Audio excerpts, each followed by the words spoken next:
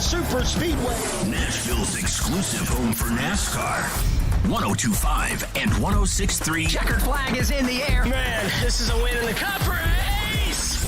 The Game. A Cromwell media station. Mixing sports and a little bit of fun. This is fun. On your morning drive. This is Robby and Rexrode. With Robby Stanley and Joe Rexrode. Presented by TJ Anderson Homes of Benchmark Realty. On Nashville's best sports talk. 102.5 and 106.3 The Game. And on the Game Nashville app. Ladies and gentlemen, it's showtime. And welcome into the Wednesday edition of Robby and Rexrode, 102.5, 106.3 The Game. Robby Stanley alongside Adam Vingan, Michelle Knezovic. Joe Rexrode is on vacation, so Adam Vingan back in today. Adam, good morning. How are you? I'm good. It's draft day. It is draft Nashville. day. It is draft day in Nashville, and that is the good part of today's program. The bad part of today's program, it is Michelle Knezovic's last show with us today. Here on the program. I know, Michelle, good it morning. is sad. It is sad. I woke up this morning and I was like, this is bittersweet, even though I hate this alarm clock right now. It is bittersweet. It's draft day and my last day. I feel like my first and last days were very significant. First day, Pecorine retirement, and last day, draft day in Nashville. That is true. I didn't think about that. That's a pretty good point. Kind of ties it nicely in a bow in my time here. That is true. So are you going to, like, as you move forward here, you just going to wake up at 4:30 just for the sake of just for old time's sake? Oh yeah. No, I keep think it going? I think I'll probably, I mean, I wake up at like 6:30 and I just feel great. I'm like, this is fabulous. This is amazing. But I think I'll take maybe at least a week and sleep in until about 8 a.m., which sounds just absolutely glorious. I don't remember what that's like. Yeah. And Robby's about to find We're out. ready to find out. About to find So out. It'll be great. I don't Looking think forward I've to that. slept. I don't think I've slept to 8 since my son was born. Yep. So Looking forward to that. Yes. It's going to be awesome. Well, I haven't in the last 2 years, so That is I true. guess that's so. We're about on the same timeline there. Send your well wishes to Michelle all show long on our text line driven by WilsonCountyHyundai.com, 615-737-1025. Our phone number, 615-737-1025. I almost forgot our number for a minute. I say it 5,000 times a day. well, I you could almost be like me, and whenever I have a phone call with like an electrical company or whatever, any house stuff, they ask me what my phone number is, and I'm like 615-737-1025. Make sure you give them a call. I'm so I sorry. was going to say to Robby, like, if you're at the grocery store and they're like, hey, do you have a loyalty card with us? What's your phone number? 615-737-1025. That's right, baby. Load it up. That's what I'm talking about. We got a lot to get to on the program today. Obviously, as Adam says, it is NHL draft day, so that's going to be a heavy focus on our show today. We'll get a lot into the draft, some trades that have already been made in the NHL, what could be coming today as we embark on the first round of the draft at Bridgestone Arena. Second round through seventh round will come tomorrow on Thursday, so looking forward to that. Josh Ward from 99.1 The Sports Animal will join us at 6:30 out of Knoxville. We'll get into the Vols with him, the Chase Burns situation, get into a little football with him as well, so looking forward to that. Adam Kimmelman from NHL.com will join us at 7:30. He's all into the draft and a draft guru there, so we'll discuss some prospects with him, and we'll take your thoughts, 615-737-1025. Adam, already some trades going down in the NHL. I kind of figured yesterday would be a pretty busy day, and it was. Pierre-Luc Dubois traded from the Winnipeg Jets to the Los Angeles Kings. Kevin Hayes traded as well yesterday, so we had some big ones. We talked about the Taylor Hall trade from Boston to the Chicago Blackhawks, but Pierre-Luc Dubois, the headliner yesterday, being traded from Winnipeg to the LA Kings and then signing a contract extension worth $8.5 million per year as well to go to LA. So take one trade target off the board. I didn't really think that was ever much of a realistic trade target for the Predators anyway, but he's off the board now. Pierre-Luc Dubois going from Winnipeg to the LA Kings. You made a comparison last week of Pierre-Luc Dubois and Ryan Johansson, and I thought that was an appropriate comparison because I believe the two of them are similar in many ways. You know, Pierre-Luc Dubois, like Ryan Johansson, is immensely talented. He's big. He has, this combination of size and skill that is hard to come by if you're a general manager. Players like that don't become available often, but there's always been this question about whether or not Dubois and Johansson can put it all together and be a dominant and, more importantly, consistent number one center. So, it will be interesting to see what happens in Los Angeles for Dubois. And as you said, in conjunction with the trade, he signed an 8-year contract with an $8.5 million cap hit. The Los Angeles Kings send Alex Iafallo and Gabe Vilardi, a second-round pick, and a young forward whose name is escaping me currently, to the Jets. So I actually do think the Jets made out pretty well in this trade, considering their options were limited in terms of destinations for Dubois. Of course, it was heavily rumored for a long time that Dubois wanted to go to Montreal, but where Montreal is in their rebuild, it didn't make sense for them to acquire a player like Dubois and give up the young assets that it would have taken to get him. And that's sort of like where the Predators are now. The Predators were never connected to Dubois, but that's the when we talk about like what else could the Predators do. One of the reasons I think Montreal ultimately fell out of the sweepstakes for Dubois is because they didn't want to give up the young players they're trying to build around as their next core. And I think that's what the Predators are looking to do as well. If they make a significant trade, I don't think they want to give up a lot of young assets because Barry Trotz wants to build this team up. And we'll see what the Predators have up their sleeves. But, Dubois was the headliner. Kevin Hayes to the Blues for I believe a 6th-round draft pick. He was, reportedly involved in a bigger trade several days ago that would have included, I think, Travis Sanheim going from Philadelphia to St. Louis. The reports are that Torrey Krug was supposed to go from St. Louis to Philadelphia, but he exercised his no-movement clause. He did not want to move to Philadelphia. So the trade, they basically gave Hayes away. And the other trade that happened involved a player I mentioned on the show yesterday, Tyler Toffoli, traded from Calgary to New Jersey for Igor Sharangovich and a 3rd-round pick. I think it's a really good deal for the Devils. I think Toffoli will fit in really well there. So, a lot of name brand players, so to speak, on the move yesterday, and I would expect more of that in the next few days. Well, and Alex Newhook traded yesterday from the Avalanche to the Canadiens for some picks there. So he fits into what I was talking about with Montreal. For sure. He's a younger player. He's a younger player that they can build around. They made a similar trade last year, getting Kirby Dach from the Blackhawks, and that worked out really well for them. So they're trying to do that again. But once Dubois was out of the picture, they pivoted to Newhook. So lots of trades already happening in the NHL. What could still be coming today? And there's still the Connor Hellebuck situation out there in Winnipeg. We'll see what happens on that front. There's always trades that you don't really see coming in the NHL that sometimes transpire on draft day. I mean, I brought this up earlier this week, but I remember the Patrick Hornquist, James Neal trade on draft day back in, I believe, 2014 is when that was. So we see draft day trades happen all the time. What will happen with Alex DeBrincat? Does he get traded today? And then a really interesting one that we talked a little bit about yesterday, Adam, is Erik Karlsson. I think his could be a little bit more complicated to pull off just based on the cap hit that he has. He's got $11.5 million cap hit, and there's not a whole lot of teams out there that can make that fit right now. So what's going to happen with Erik Karlsson? And at 33 years old, how attractive is he to a team that's trying to win a Stanley Cup? I mean, I realize he just put up 100 points and won the Norris Trophy, so obviously he can still play. But with that cap hit, who is going to be willing to go get him? That's going to be really interesting to see. Mark Scheifele could be available. We'll see what happens there. You got Travis Konechny out there with the Flyers. I would expect more movement from Philadelphia. There's all kinds of players that could be dealt, whether this week or next week heading into free agency. And I think we're going to see a lot of things happen today at the NHL draft. So I was watching a clip on TSN, which is a Canadian network, and Dave Poulin, who's one of their analysts, former player, former front office executive, I believe with the Maple Leafs, they were talking about Erik Karlsson.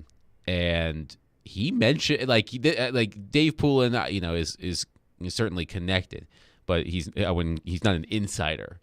He mentioned the Predators as a good landing spot for Erik Karlsson, and it kind of stopped me in my tracks a little bit. Yeah, I can't see that. No, I can't see that either. He mentioned that the Predators have a lot of cap space. Barry Trotz has been aggressive. The Predators historically have great defensemen. Can you imagine Erik Karlsson and Roman Josi on the same blue line? That sort of stuff. So when I heard that, I was like, huh. And like, if you would have told me that 3 or 4 years ago, because there was a time when Erik Karlsson was still in Ottawa, I was like, could he come to Nashville? Yeah.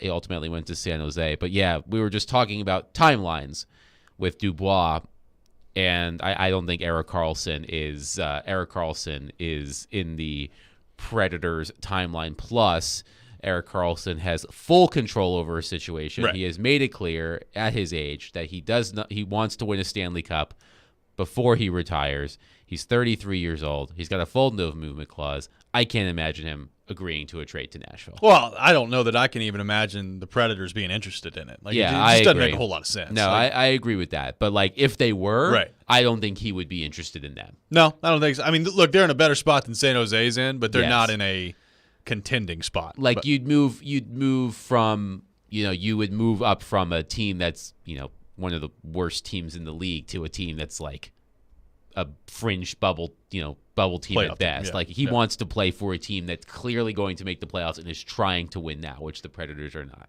which I think is also going to be really difficult to find in terms of a cap hit. But we'll see what happens on that front with Erik Karlsson. Lots that could happen today at the NHL draft. We'll continue to look ahead to that. We'll get into some potential trades that could go down today at the draft. Take your thoughts on prospects that you're interested in for the Predators. Everything on the table at 615-737-1025 on our phone and text lines, driven by WilsonCountyHyundai.com. We'll do that coming up next. This is Robby and Rexrode, 102.5-106.3 The Game.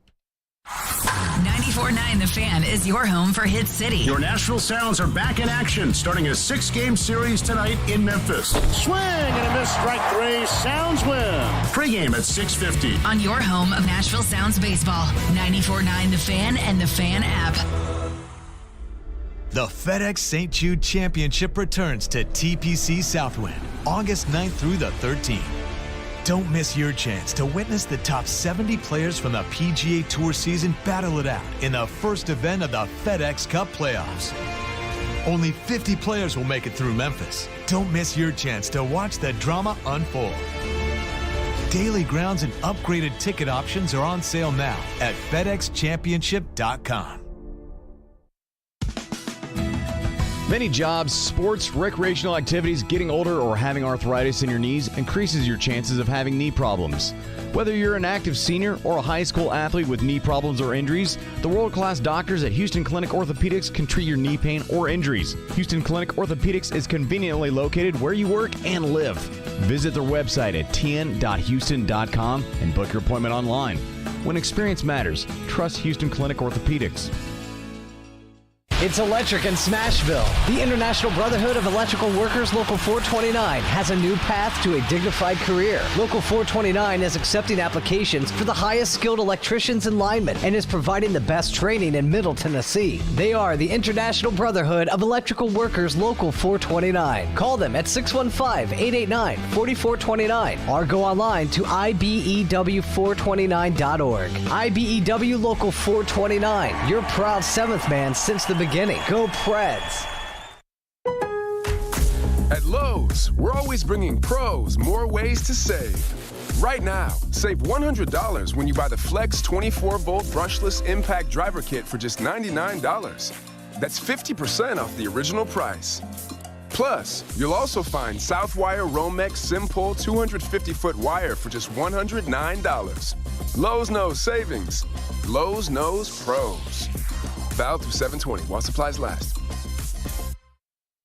Anyone who has ever needed self-storage knows what a hassle it can be. You have to rent or borrow a truck and then find someone to help you move your stuff. And let's face it, moving furniture and heavy items without damaging them isn't easy. Renting the unit is worse. The hidden fees and admin costs are scarier than the dingy facilities you're leaving your stuff in. Why not use ClosetBox instead? ClosetBox is self-storage without leaving home. They'll pick up your belongings, store them securely, and bring any item back when you need it. The best part? Unlike traditional self-storage, you only pay for what you store. No paying for unused storage space. ClosetBox's background check storage movers are licensed, bonded, and insured and will take care of all of the heavy lifting. ClosetBox's local storage centers are temperature controlled and monitored 24/7. ClosetBox has an A+ rating from the BBB. Call 877-233-5696 now for the season's best rates. Get $50 off first month storage using code RADIO50. That's 877-233-5696. 877-233-5696. Want to see our smiling faces? You can watch us on Twitch, Twitter, YouTube, and Facebook Live. We are good to go. Presented by Superbook Sports, voted #1 sportsbook in Vegas. You're listening to Robby and Rexrode, presented by TJ Anderson Homes of Benchmark Realty on 102.5 and 106.3 The Game and the Game Nashville app. Welcome back in, Robby and Rexrode, 102.5, 106.3 The Game, presented by TJ Anderson Homes of Benchmark Realty. Call TJ's team today to see why they're referred to so often. We are streaming live on Twitch, Twitter, YouTube, and Facebook. Our video streaming brought to you by Superbook, live from our 102.5 The Game studio, brought to you by Hiller Plumbing, Heating, Cooling, and Electrical. It is NHL Draft Day here in Nashville. Taking your thoughts on our phone and text lines, driven by WilsonCountyHyundai.com, 615-737-1025. So, Adam, as we discussed, there's a lot of things that could happen today, and there are a lot of players out there that I think are either on the trade block or are in danger of being moved either today or sometime in the very near future as we get closer to free agency coming up on Saturday. So I think it's going to be a very interesting day today in the National Hockey League. I think you're going to see a lot of movement today, and I'm looking forward to it. There's a lot that we could focus on. I do want to get your thoughts on a couple of different situations, though. Number one is a guy that we've talked about a lot, and that's Alex DeBrincat in Ottawa. The Predators, and they're interested. I have no idea how interested they are or aren't in Alex DeBrincat, but we've talked about it. He's a 2-time 40-goal scorer. Had a down year last year, scored 27 goals. Shooting percentage was down, as you talked about last week.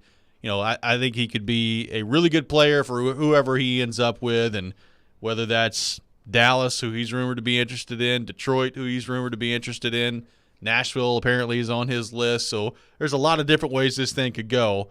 But your thoughts on Alex DeBrincat and where things stand there heading into the draft. And also, I do wonder if Brad Treliving today in Toronto, if there is something that's shaken up with the Toronto Maple Leafs. You know, we talked about that core four of Tavares, Nylander, Matthews, and Marner. I don't know that I necessarily expect anything to happen on that front today, but that is something to keep an eye on in terms of, are they keeping all four of those guys? Are they trading somebody off before next season? So a couple of, to me, really intriguing forward situations heading into the draft today. Yeah, we can start with DeBrincat. I really like the player. You know, I wouldn't say he's one-dimensional, but you know what you're getting from Alex DeBrincat, and that is a high-end goal scorer. And those players are, not incredibly prevalent, especially those who are of his age with his resume who are available. Alex DeBrincat, Predators fans saw him in Chicago for several years, and they saw how good he is. Now, it certainly helped that DeBrincat played a lot with Patrick Kane when Patrick Kane was still at the height of his powers, so to speak. So that certainly helped. And last season, I can't recall off the top of my head who DeBrincat played with in Ottawa. It might have been Claude Giroux. It might have been Tim Stützle. You didn't watch a whole lot of Ottawa Senators hockey last year? I watched more than I usually do because of Sportsnet, but I can't recall off the top of my head who his number, his normal center was. But anyway, I wrote a story for Sportsnet, I believe it was last week, where I looked at some of the players on Canadian teams that could be on the move. And, last season, DeBrincat had he averaged more than 3 scoring chances per 20 minutes, which was, according to my research, 38th out of 402 forwards who played at least 500 minutes, and I believe that was in all situations. He averaged, so exactly, it was 3.14 per 20. 2 seasons ago, it was 3.16 when he scored 41 goals. Last season, I think he had 27 goals. Yes, he did have 27 goals. So that, to me, the fact that he averaged basically the same amount of scoring chances and had 14 fewer goals tells me that it was a shooting percentage problem. Yep. It wasn't an issue of him not generating offense. He was generating offense, and he wasn't having the same shooting luck. So to me, last season, 27 goals in 82 games feels like an outlier. I think he's going to bounce back. I would expect him to score more than 30 goals next season. And I think that if the Predators are one of the teams that he would be interested in, I would think long and hard about it. Now, I wouldn't break the bank. There have been reports that Pierre Dorion, the GM of the Senators, wants a first-round pick back, but he said that, reports have said, or he may have actually said this on the record yesterday, that he is willing to take a first-round pick next year. Okay. He doesn't need a if the Predators wanted him, I don't think they would have to trade one of their 2 first-round picks this year. I think they could trade their first-round pick next year, but it would probably cost a first-round pick. And if his contract is probably going to be a Philip Forsberg-like contract, and the Predators might not want to sign such a contract at this point in time, which may, prohibit them from being a serious contender for DeBrincat's services. But the player is really, really good. Yeah. And and the thing is, he's young. He's 25, and I think he's a recent 25. One thing if we're talking about some 32-year-old out correct. there. Right. If DeBrincat has several good years left in him, presuming he stays healthy. So, I feel like people around here are pretty lukewarm on the idea of Alex DeBrincat based on what we've seen in the text line and on the phone lines. But I really like the player, and if it's not going to cost you an arm and a leg, I would seriously consider doing it. John in Thompson Station says, DeBrincat is 5'7", 165 pounds. Do you think this is an issue for the Preds? I don't, because, I don't think, I think that the size thing is a bit overstated in the NHL these days, just because... Is he really only 165 pounds? It's pretty small. That is pretty small. That's very small. But I can't... Smaller than Bryce Young. It is. Significantly. So I know this is a different. I know it's like Connor Bedard is going number 1 tonight. Correct. He's listed here on Elite Prospects as 5'9" and 185 pounds. Yep. And I don't think that's going to stop the Blackhawks from drafting him. Now it's not, it's apples to oranges sometimes with these sorts of things, but height is not a thing and size is not a thing that I necessarily think stops NHL teams from acquiring players anymore. They have, the Predators have big players. Not every player needs to be 6'2" and 215 pounds. So, and it would be one thing if you were drafting him tonight, that might be a concern. But he's already proven twice that he can score 40 goals. DeBrincat is listed here on NHL.com at 5'8" and 178 pounds. So getting bigger. There we go. He's added 13 pounds since the texter sent that in. He's bulking. It would be one thing if he was an unknown. DeBrincat is a proven product. I think I looked this up. I did look it up, but I can't remember exactly where it was. Since he entered the league, I think he's like 13th or 14th in goal scoring, just like total goals. The guy is a proven scorer. You know what you're getting from Alex DeBrincat. Well, and here's the other thing. He's played all 82 games 4 times in 6 years. Now, and granted, in 2020 and 2021, he played 52 games. That was a lockout, or it was a COVID-shortened year. And the year before that, it was also a COVID-shortened year in 1920, and he played in 70 games. So I don't know exactly how many games Chicago played in 20. My guess is he probably played in all of them. So durability doesn't seem to be much of an issue. No, and by the way, the 32 goals in 52 games during the 56-game season, if you extrapolate that over the course of a 82-game season, he scored at a 50-goal pace. Right. So, I mean, look, he's not a perfect player. He's not the player that is going to, put the Predators back on the map immediately. But there are far worse players that you could have on your team than Alex DeBrincat. Real quickly, we'll get more into this a little bit later, but what do you make of the Toronto situation that they've got going on? It is interesting because Brad Treliving, the general manager of the Maple Leafs, the new GM of the Maple Leafs, said yesterday that he is confident that he will get Austin Matthews and William Nylander, both of whom are eligible for new contracts. He's confident that he will get them to re-sign. Treliving also talked about the experience he had when it came to Johnny Gaudreau, because he was the GM in Calgary when Johnny Gaudreau was a free agent and ultimately left for Columbus, and Treliving was left holding the bag. He didn't get anything back for Gaudreau. And he says he has learned his lesson, and I think he's going to approach this situation a little bit differently.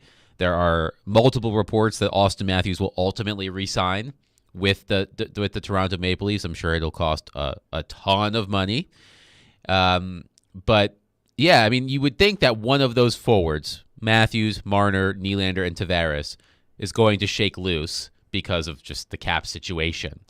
Tavares has a full no-move clause, so he may not be interested in going. I don't know how attractive his contract is. Right, exactly. I love William Nylander. Everything I just said about DeBrincat, I would say about Nylander and be more enthusiastic about it as a scorer. But I have a hard time imagining that all four of them will be back. I just don't think the math works. So that is something to watch as well. It's going to be really interesting to see what happens on that front. We're going to get a lot deeper into the NHL draft. We'll continue to look ahead to some trade scenarios for the Preds. We'll look ahead at some targets at number 15 and number 24 where they're drafting tonight at the moment. We'll see what happens and if they stay there, but we'll get into that a little bit later in the show as well, so looking forward to all that. Coming up next, we'll be joined by Josh Ward from 99.1 The Sports Animal in Knoxville. We'll get his thoughts on the Chase Burns situation with the Vols, get into a little football with him as well. That's next. This is Robby and Rexrode, 102.5, 106.3 The Game.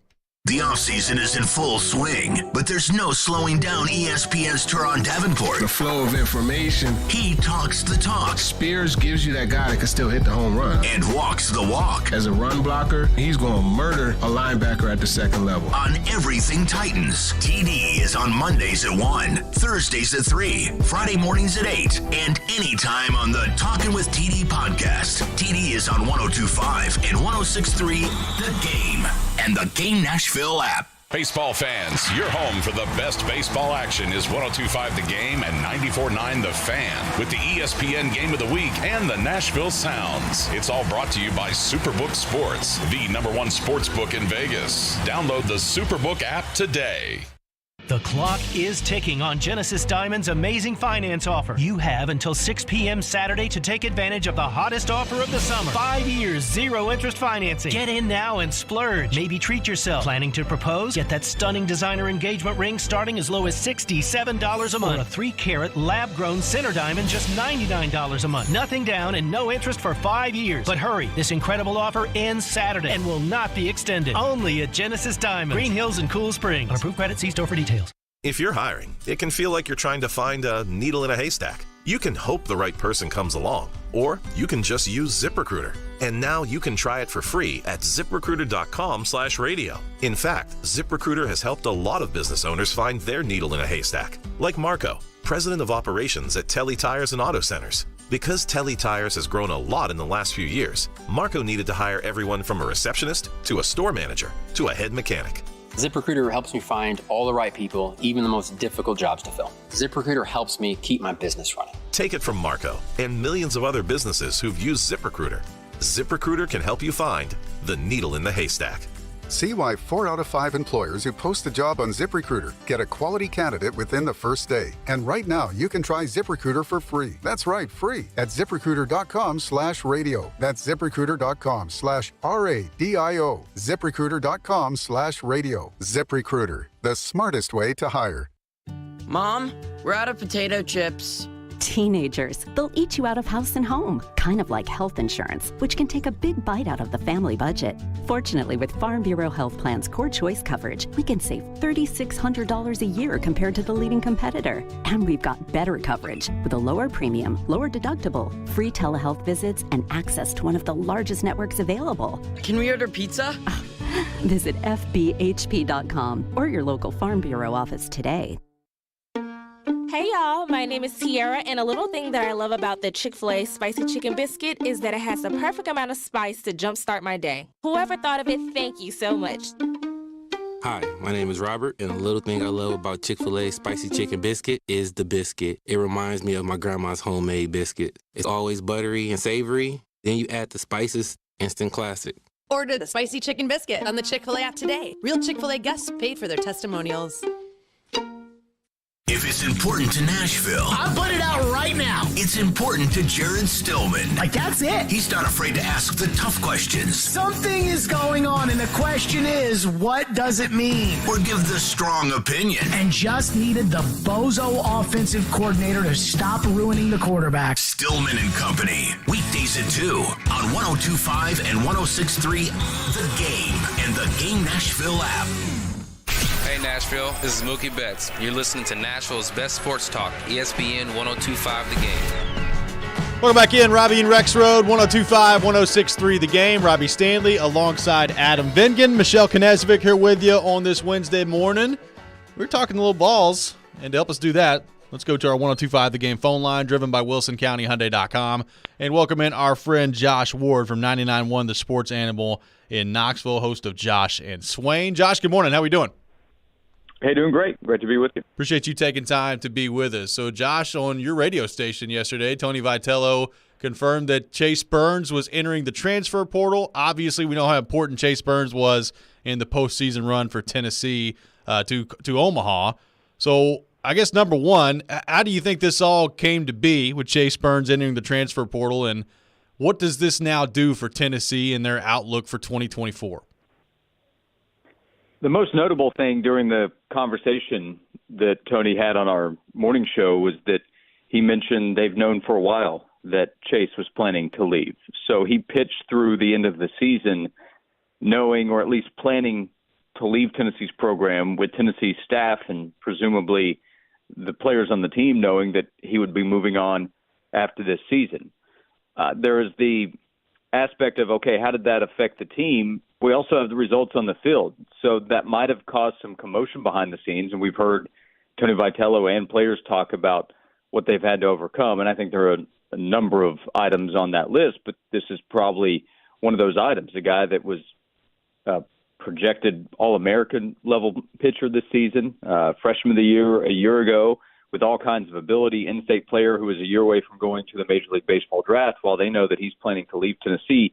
At the same time, he turned things around as a reliever and was Tennessee's best pitcher down the stretch and a player that was necessary for them to get to the College World Series. If he had decided, okay, I'm going to leave and I'm going to go ahead and leave the team now during the middle of the season, they don't get to Omaha. I don't think they have a chance, knowing how he performed and how much he was needed. So it's an unfortunate ending to me that an in-state guy who had had some success at Tennessee and who had so much potential left a year ahead of the draft decides he wants to go somewhere else. It also says something to me about the team being able to deal with adversity, other players not performing at their highest level either. It wasn't just Chase during the middle of the season that needed to improve. A number of his teammates did as well, and they did, and that's why they were able to get to Omaha. And the program will be fine without him, but from a personnel standpoint, they would be better with him for another year. So, Josh, to that point, I mean, Vitello also said yesterday that, you know, he and the coaching staff were doing what they thought was best to help the team and to help the team win.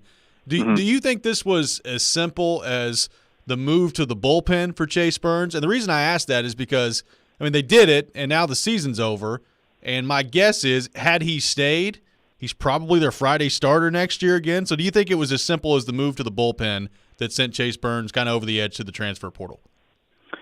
Yeah, at least as the final straw, if you want to call it that. He went to the bullpen last year after beginning as a starter in the middle of the season, went to the bullpen. They had Blade Tidwell coming back from injury, and they needed a spot in the rotation and decided that was the best place for Blade and for Burns in the middle of the season, and what was a great season that ended in disappointing fashion. But so I would say the bullpen move this year was probably the final move that caused Chase to say, okay, I'm going to go somewhere else after the season. I'm sure there were other conversations. I'm sure there were differences of opinion that he had with the coaching staff. The move worked for this season, right? How can we argue otherwise? Look at the results. Look at how Chase pitched. Look at how the team performed. And again, it was not just Chase pitching that way, but that was a big part of it for them to win a regional and super regional, both on the road, and then win a game in Omaha, which, by the way, was led by Burns along with the bats helping with the comeback. But if Burns doesn't pitch the way he did against Stanford, they don't win a game in the College World Series either.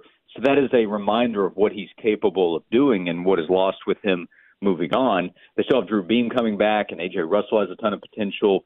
Picked up a big-time catcher prospect from NC State in the transfer portal last night. So they have other ways of improving the roster. Tony Vitello is going to continue to recruit at a really high level, and they will be just fine.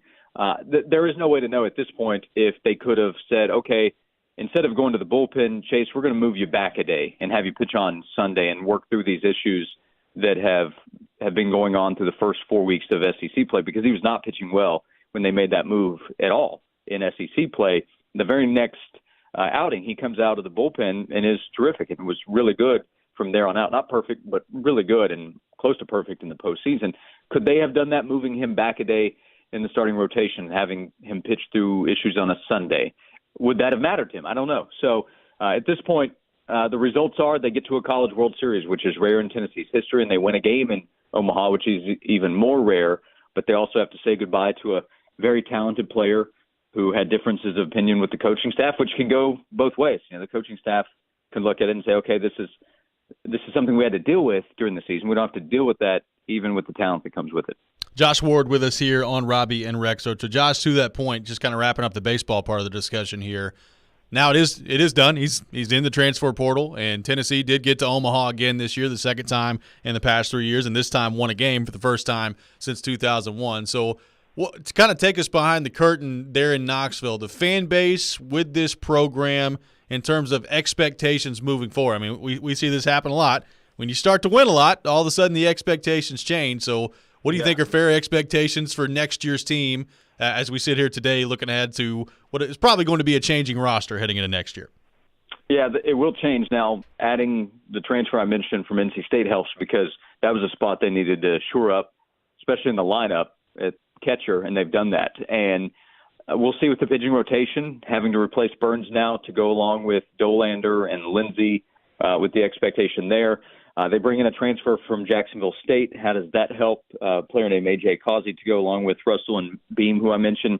Expectations, internally, they may again expect to have to try to build as the season goes along, as they did this year. This year, the team was a preseason number 2 team in the country, but they weren't the second best team at the start of the year. They were close to it by the end of the year, definitely in contention in the World Series.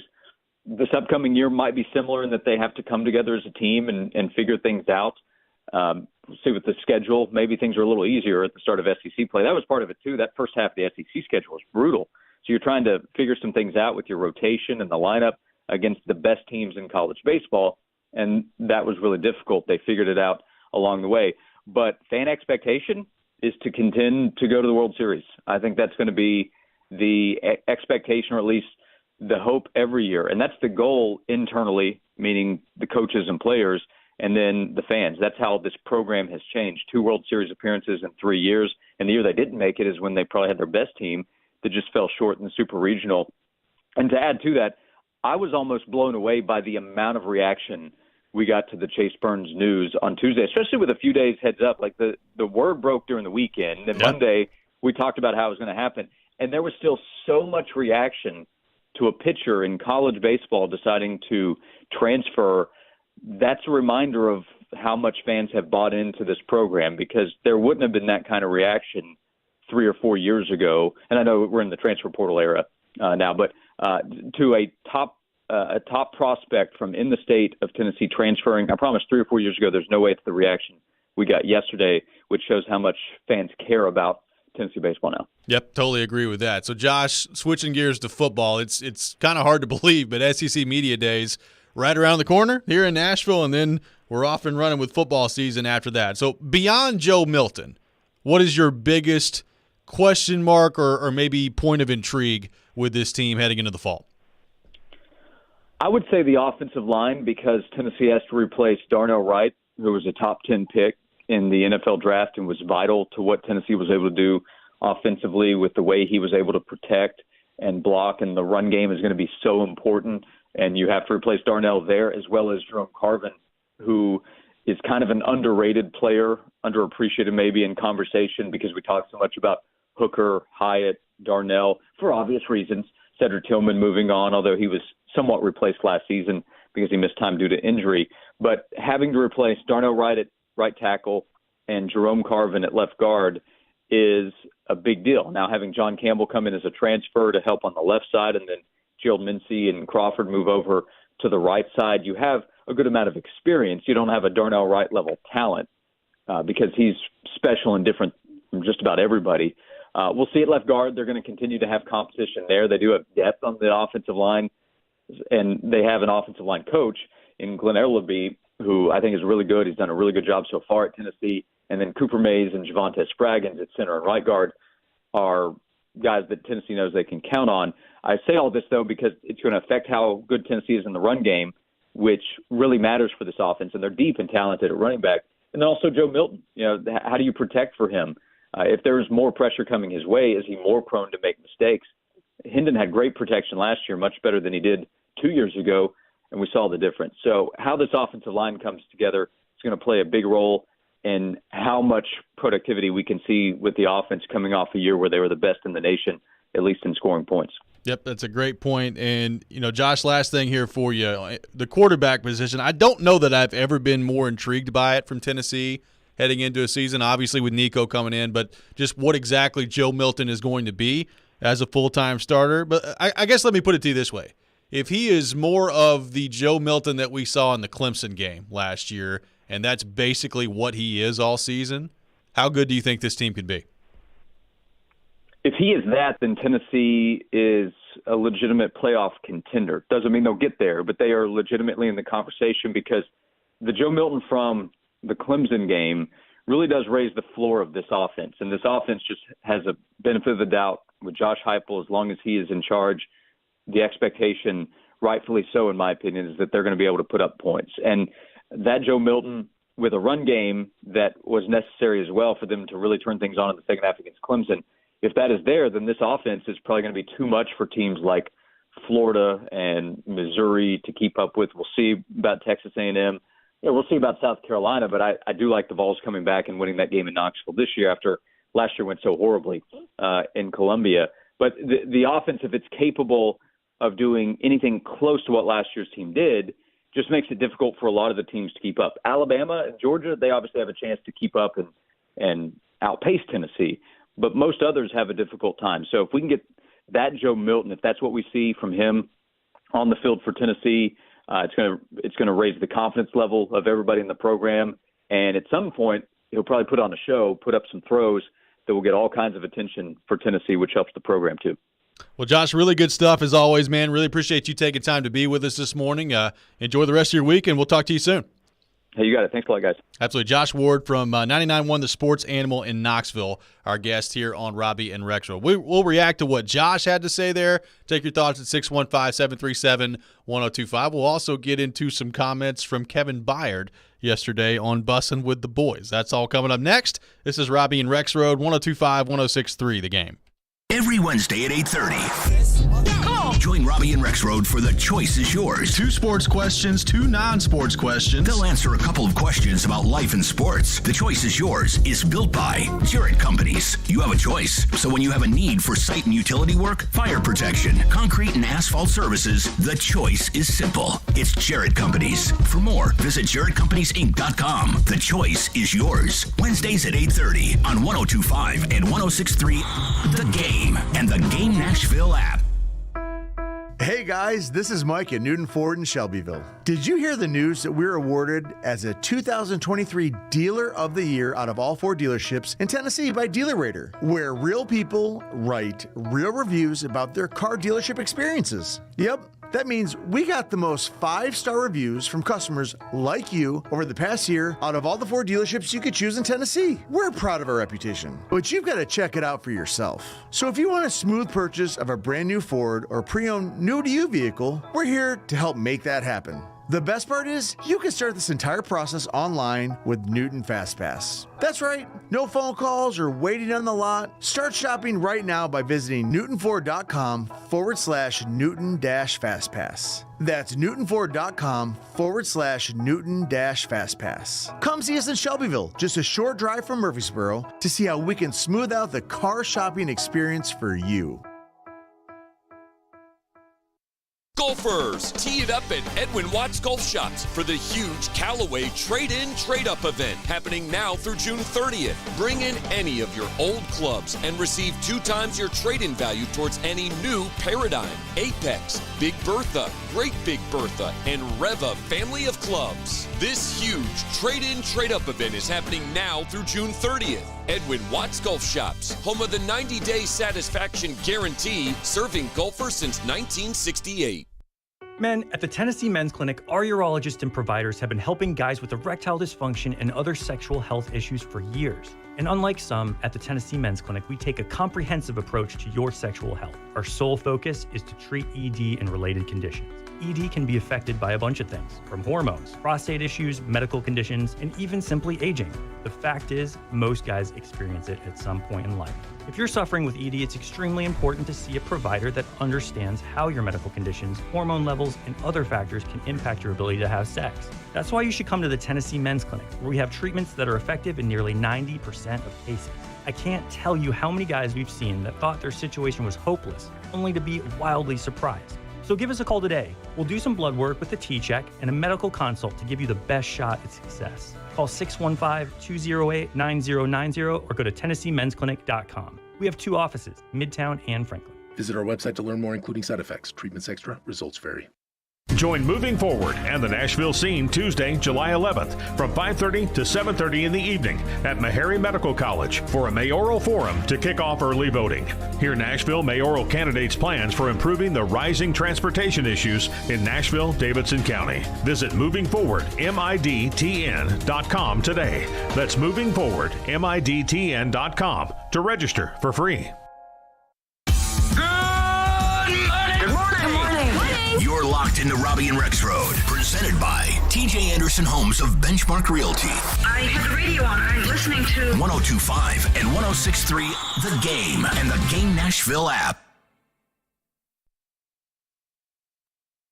When I was in Cabo and that thing happened in March, like, the conversation between the team and my agency, it happened like a month ago. Yeah. And so, like, I kind of already knew the situation, you know what I'm saying? So when I was on the beach, literally with my wife, kids are in you know, playing in the sand. I'm just kind of sitting back and, like, I really wasn't paying attention to my phone, but, like, people start texting my phone and, like, somebody was doing a radio show. I don't know who it was here in Nashville, was like, oh, KB asked for a trade or Will. asked to be released or something like that. It probably was. He probably was the leak. Probably might be the source. Yeah, it's the leak. So just build it up even more. KB I'm wants just like, out. bro, like, and it was just weird because I'm like, how does this come out? Because obviously I'm not talking to anybody and anything like that. So that was just weird. And like you say, you reached out to me.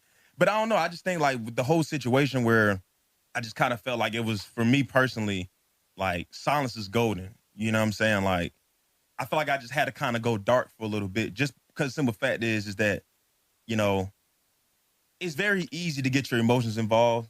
You know what I'm saying? Obviously, when my agent told me, you know, obviously he had a conversation with the team and kind of reported back to me about everything, it was very easy to be emotional because I'd be lying if I didn't say I felt the way about it. You know what I'm saying? I'd be lying if I said that I didn't like, what? They asked for what? You know what I'm saying? So, but at the same time, like, there's no, like, you can't be emotional in business. Mm-hmm. Like, just being real, like, you make an emotional decision within y'all business, more than likely it's going to be bad business. You know what I'm saying? So I had to find a way to make sure that, you know, just to compartmentalize everything and just kind of keep my emotions out of it when I'm making these different decisions and stuff like that. So, yeah, man, it was, you know, it happened, you know what I mean? And I think we're in a good place right now. So that was Titan safety Kevin Byard on Bussin' with the Boys. That episode released yesterday with Taylor Lewan and Will Compton. My biggest takeaway from that? Yeah. Jared ruined Kevin Byard's vacation. Apparently so. That's my takeaway from that. He was sitting on the beach playing in the sand. Yeah. And then Jared ruined everything. Jared ruined his which his is which is something you can say about a lot of He got things. on the phone and then all of a sudden his mentions were blowing up. Yeah, well, a couple of interesting things there. Number one, you know, he talked about how kind of the timeline of all this, you know, he and the Titans, and whether that was he and Rand Carthon or he and Carthon and Brable, whoever it was, had that conversation along with his agent and his representation about the pay cut, you know, the month prior to that. So you're talking pretty early in the offseason at that point where the Titans had approached Kevin Byard about the idea of taking a pay cut. And then, you know, obviously, as Kevin Byard admitted there, wasn't a huge fan of that conversation. And we've talked about that before. I mean, not very many people would be a huge fan of that conversation. And now that everything's all good there. The one thing that was interesting to me in that clip, and he did bring up, you know, the radio host in Nashville. I mean, it's Jared who he's talking about, reporting that, you know, Kevin Byard was asking for a trade. And Rand Carthon has tried to shut that down a couple of times. You know, Byard was asked directly by Rexrode whether or not he ever requested a trade back in his press conference a few weeks ago, and Byard basically just chose not to answer it, which is fine, but that kind of tells me that maybe he did. And then again yesterday, that's another situation where he didn't say that in that answer there that he didn't ask for a trade. His message was, oh, how'd that get out? Because I wasn't talking. So it kind of tells me that Kevin Byard probably asked for a trade for the Titans in the heat of the moment. Now, I think things are – look, it's water under the bridge. I think things are fine for the most part now. I'm sure he's still probably upset and offended by the idea of them asking to take a pay cut. And I have no idea what it's going to mean for Kevin Byard after this year. Now, he is still under contract for next season beyond 2023. He's the only one of Tannehill and Henry that is officially under contract at this point. So we've been throwing out the question, like, who's most likely to be back between those three, Tannehill, Derrick Henry, and Kevin Byard. You know, Kevin Byard has been most people's answer just because he is under contract. So I don't know what it's going to mean for him beyond that. But I did find that answer very interesting with Kevin Byard. A little bit more of, I guess, an honest assessment in a more comfortable setting with Taylor Lewan and Will Compton. You can always count on Bussin' with the Boys to get the good stuff. You can. Just because, look, we've seen this a lot in sports now that athletes have taken control over their own narrative more than they used to. You know, Kevin, you know, I'm sure Rexrode and Paul Kaharski and Nick Suss and TD and everybody who covers the Titans on a daily basis would have liked to have those comments from Kevin Byard either as an exclusive or at the podium when he spoke a couple of weeks ago. But that's not how things work anymore. So when Kevin Byard appeared on Bussin' with the Boys, you knew that you were going to get the good stuff. And yeah, I understand Kevin Byard's frustration. We talked about this when it happened.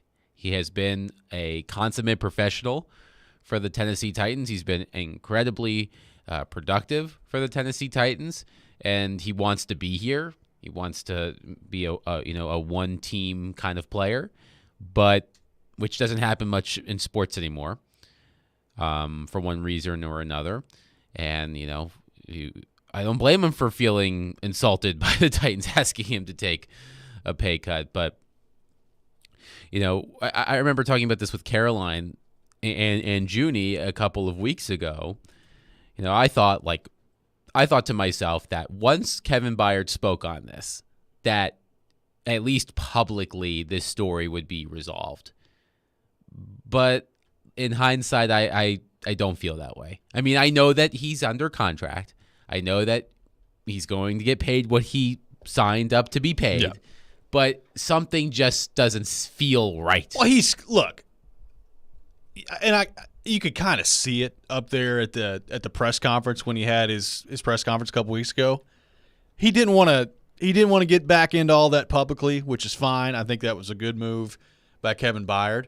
But of course he's mad about this. Why wouldn't you be mad about this? Like, it's not going to affect his play. Like, I don't think it's going to affect the way that he leads in the locker room. I don't think it's going to affect his relationship with Rabel or anything like that. I mean, he's a pro athlete. He's pretty good at compartmentalizing things.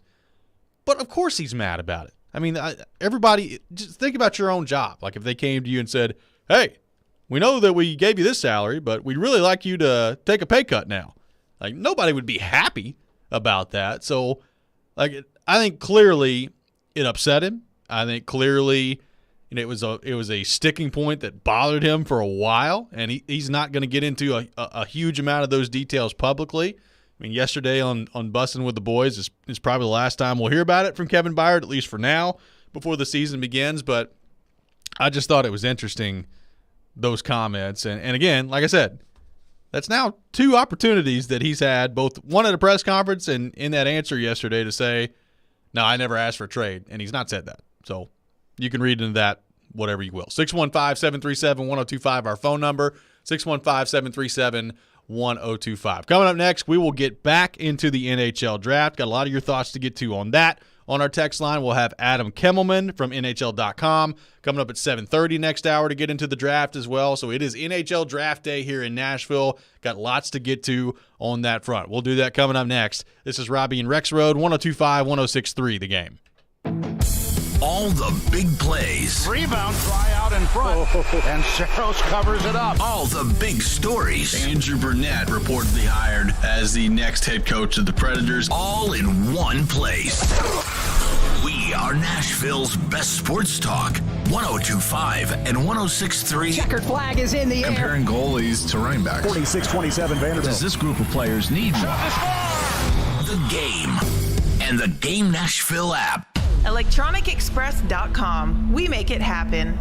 Bar Lines in the Omni Nashville Hotel stays true to the spirit of Music City, the perfect spot for sports and arena concert fans year-round. Savor Bar Lines Originals, the Bar Line Barbecue Burger or Midtown Mushroom Swiss Burger. Excite your taste buds with the Sobro Grinder with smoked turkey, the Boss Hog with whiskey braised pork butt, and the Angry Chicken, pickle brine fried chicken breast with honey sriracha. Attending an event downtown? Bar Lines in the Omni Nashville Hotel, open daily at 11 a.m.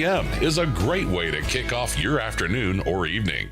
The clock is ticking on Genesis Diamond's amazing finance offer. You have until 6 p.m. Saturday to take advantage of the hottest offer of the summer. 5 years, 0 interest financing. Get in now and splurge. Maybe treat yourself. Planning to propose? Get that stunning designer engagement ring starting as low as $67 a month. Or a 3-carat lab-grown center diamond, just $99 a month. Nothing down and no interest for 5 years. But hurry, this incredible offer ends Saturday and will not be extended. Only at Genesis Diamond, Green Hills and Cool Springs. On approved credit, see store for details.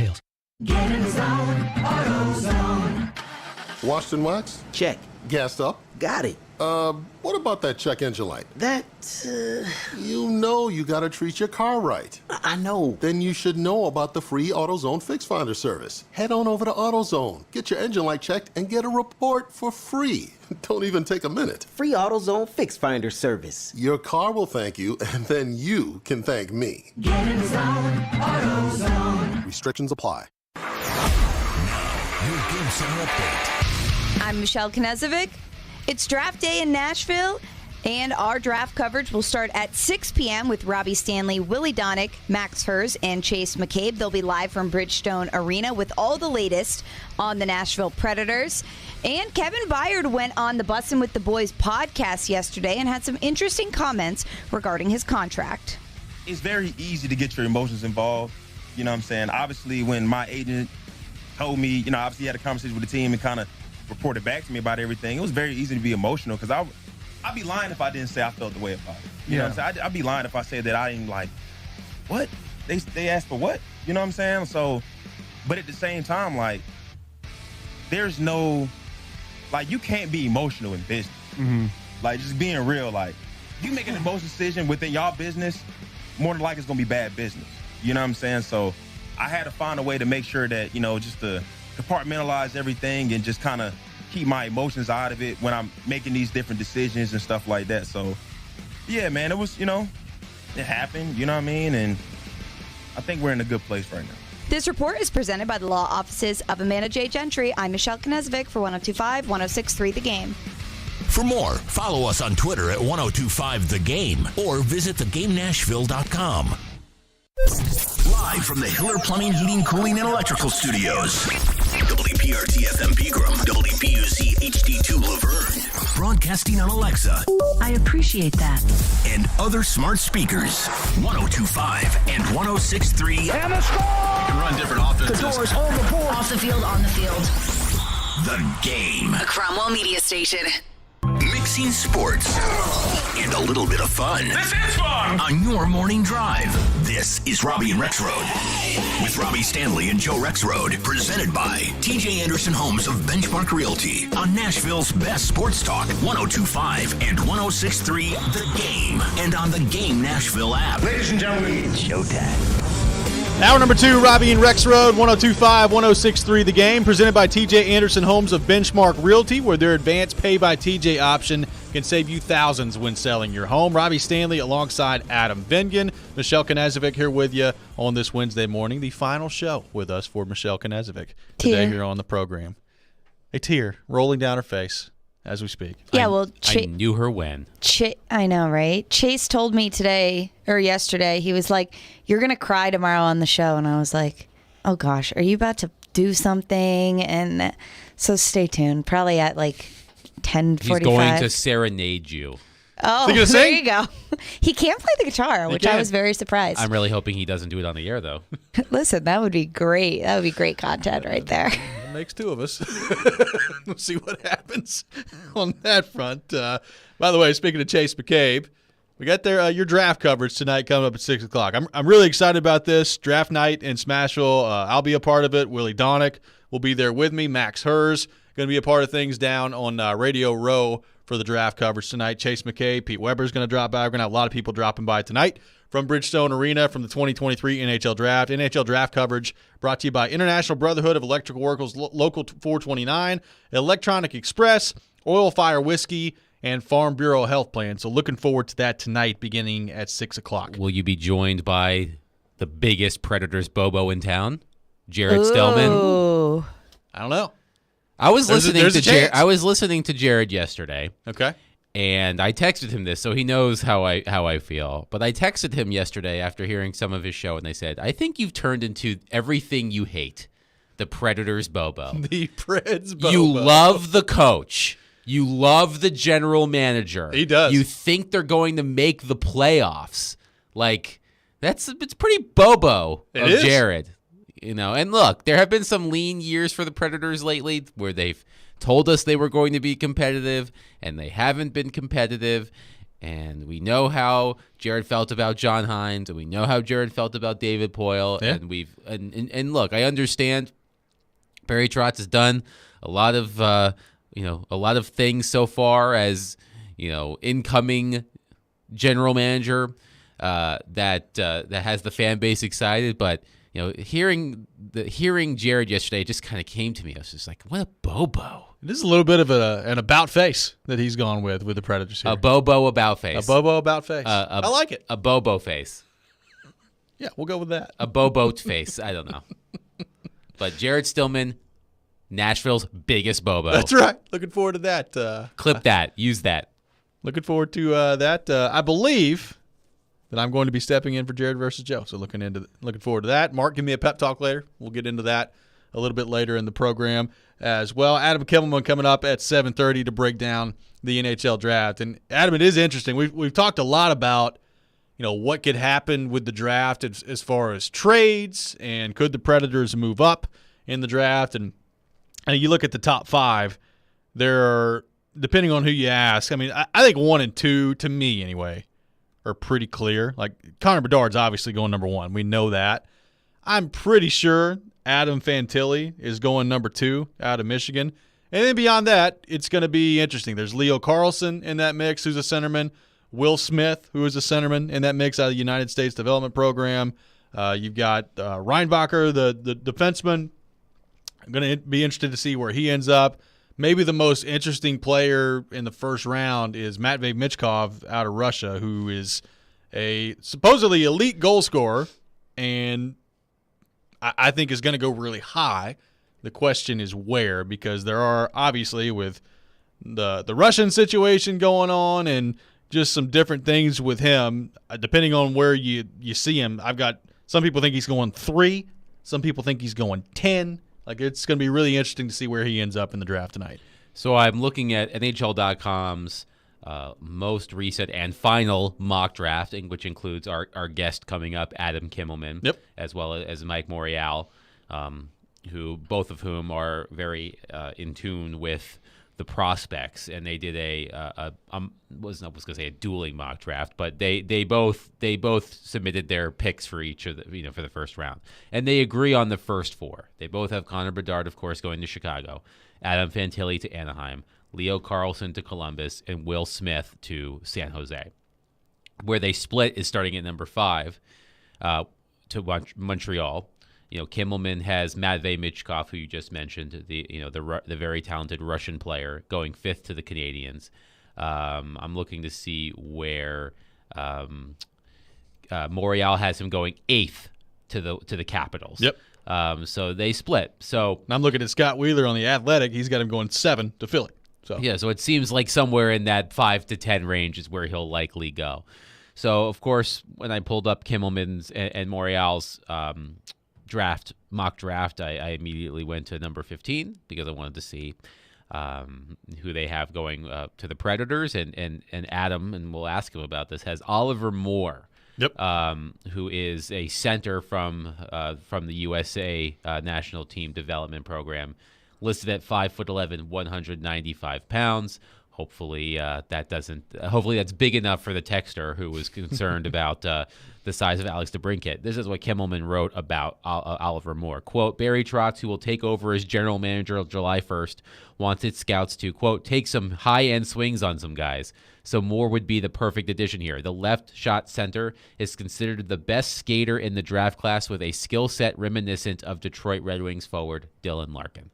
So that that sounds good, right? But here's where I fall with the NHL draft, because Adam and Mike and Scott Wheeler from the Athletic, as you mentioned, there are people who are experts at this, who watch all of these players, who know these players inside and out. I have never seen any of these players play hockey. I've seen highlights, but that's just it. It's highlights. You've seen the good stuff. Sure. And it's easy to clip the good stuff and put it all together. So I've never seen Oliver Moore play hockey. So it sounds great that he is reminiscent of Dylan Larkin, according to Adam Kimmelman. Sure. I have no idea. And the thing about the draft as well is we are not going to know whether or not these were good picks for a while. For a while. Now, some players come in and play right away. Like the players at the top of the draft are going to play right away. Connor Bedard's going to play right away. Adam Fantilli is going to play right away. Leo Carlson's going to play right away. I would imagine that the players the Predators pick, assuming they make their 2 selections in the first round, are not going to be on this team for at least a couple of years. Probably so. So we won't know for several years whether these players were the right pick. So I understand the anticipation of tonight. It's Barry Trotz and David Poile. It's David Poile's last official duty, really, as general manager of the Nashville Predators. So I know there's excitement, but we're not going to know what these kids are for a few years. So you're okay. I'm not saying you can't be excited. You should be excited, but temper expectations, please. That's all I'm saying. Well, I mean, especially if they're staying at 15 and 24 and their 2 first-round picks tonight, it's going to be really interesting to see how that shakes out and what they go with. I mean, look, I think all of us would agree that if you could pick somebody for them to draft, like by position, it would probably be a centerman, just because you want to eventually find that number one guy. Like, you got to find a number one centerman at some point. And I think if they don't go that way tonight, there will be some Predators fans that are disappointed. We talked about this yesterday too. Like, they need defensemen as well. So, I mean, there's a chance that number 15 rolls around and that the best player on the board is a defenseman. I mean, there's all sorts of defensemen that could go in that range. Now, there's some wingers too, and that would be interesting if they went the winger route. I mean, you just got to go the best player. Like Scott Wheeler in The Athletic has the Predators staying at 15 and taking Gabe Perreault, who is a winger. So, and I believe that was who Mike Morial had the Predators taking at 15 in the NHL.com mock right. draft. So, obviously, if he could score, great. I mean, you'll take anybody that can score, but it's going to be really interesting to see like what the philosophy is from the Predators there. Like Cody on the text line says, Barry Trotz keeps saying he wants a centerman. If he can't make a trade up, do we fear that he could reach just to get the center? Like, I don't think he will.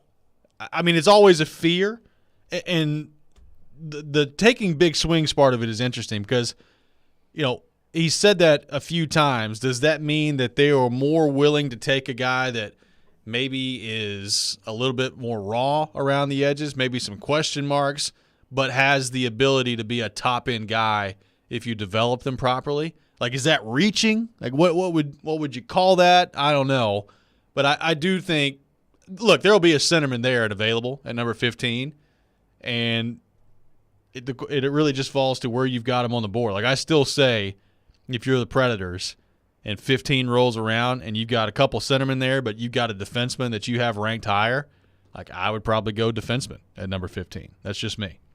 Yeah, it's a good question, and, I don't know the answer about reaching, and that goes back to my point about, not knowing these players. Like, I won't know if it was a reach or not. You can read the experts, and they will say it's a reach, but, I mean, and they know better than a lot of people, but things could pan out differently. I mean, there have been plenty of examples throughout sports of a player who was a quote-unquote reach that ended up being just fine, if not better, better than fine. So, yeah, I mean, I'm interested, for me, the aspect of this that I'm interested in is how aggressive will the Predators be with all of the picks that they have. Because I've heard on this station multiple takes on this. I've heard people, I know Jared was talking about yesterday that I think he wants them to make all of the picks, all 13 picks. And I understand Jared's point of view, which is the more picks you make, the more likely you are to hit on someone. Right. I get that. I am of the mind that if you can package some of those picks or some of the picks that you have next year as well, because you have multiple picks in multiple rounds next year, to move up to get someone who is, theoretically a higher, a more talented player, I would do that. Like, if you have to trade, like, I'm just spitballing here. If you have to trade 3 of your 13 picks, the ones that you're coming in with, to move up in the draft and take a higher end player, I think that's worth it more than taking just 13 picks for the sake of taking 13 picks. But that's just me. It's a really interesting philosophical discussion. Like you said, I mean, I can see both sides of it. I tend to lean more with you. Like, if you've got a guy that you feel great about being a great player in the NHL one day, I would move up and try to do that if you're able to, if you're the Predators. But I'd be interested to get everybody's thoughts on that. 615-737-1025. Should the Predators hang put and pick all 13 of their selections in this draft? Should they try to package them together and move up? We got some other questions to get to on the text line, driven by WilsonCountyHyundai.com. We will do that next. This is Robby and Rexrode, 102.5-106.3 The Game. 94.9 The Fan is your home for Hit City. Your Nashville Sounds are back in action, starting a 6-game series tonight in Memphis. Swing and a miss, strike 3, Sounds win. Pre-game at 6:50. On your home of Nashville Sounds baseball, 94.9 The Fan and The Fan app. Hear that? That's Jeff Anderson. He's that guy in your neighborhood that's always making improvements to his house, his car, his yard. On your street, it's about keeping up with the Andersons. One thing you don't know is Jeff's tools are from Harbor Freight. Tools at great prices. That circular saw right there, you wouldn't believe the deal he got. Just think, when you're keeping up with the Andersons, you're saving money. Whatever you do it for less at Harbor Freight. 3 days of racing, 3 days of music, one huge weekend event. The Big Machine Music City Grand Prix is not just a race or a festival, it's an experience. Multiple music stations with Flo Rida, Vince Neil, Chris Jansen, Gavin DeGraw, and more. Fast cars going over 200 miles an hour. And a family fun zone with inflatables, Ferris wheels, kids games, and kid-friendly food trucks. Tickets and premium hospitality are on sale now. Go to MusicCityGP.com for tickets and get ready to experience Nashville's premier speed and sound event. Tuning into the baseball game, monitoring the incoming storm, catching your favorite talk show. These are just a few of the reasons more than 80 million Americans depend on AM radio each month. And did you know AM radio is the backbone of the emergency alert system, keeping us safe in dangerous times? It's reliable, free, and public safety depends on it. Text AM to 52886 and tell Congress we need AM radio in cars. This message furnished by the National Association of Broadcasters. Baseball fans, your home for the best baseball action is 102.5 The Game and 94.9 The Fan with the ESPN Game of the Week and the Nashville Sounds. It's all brought to you by Superbook Sports, the #1 sports book in Vegas. Download the Superbook app today. If you're drowning in IRS debt and can't afford to pay, then you need to take advantage of special IRS tax programs that are available and free yourself from IRS collection efforts once and for all. Due to the financial hardship consumers are facing throughout the country, the Internal Revenue Service has made it easier to settle delinquent tax problems. An open phone line has been established by Community Tax for consumers to call and see if they qualify. Take down this number or store it in your cell phone, but call the Community Tax Helpline at 800-469-4689. If you owe back taxes to the IRS and cannot afford to pay them back, or even if you have years of unfiled tax returns, there's no need to fear anymore. But you have to call the Community Tax Helpline today at 800-469-4689 for the help that you need. Don't take on the IRS alone. They can attack your wages, savings, pension, home, and even your Social Security check. Call 800-469-4689 for your free consultation and to see if you qualify. That's 800-469-4689. Anyone want to tell me what happened? Did you miss any of today's show? It's okay. It's fine. Don't worry. Subscribe to the Robby and Rexrode podcast on Apple, Spotify, and other podcast platforms, or by going to thegamenashville.com. All right, I'll give it a shot.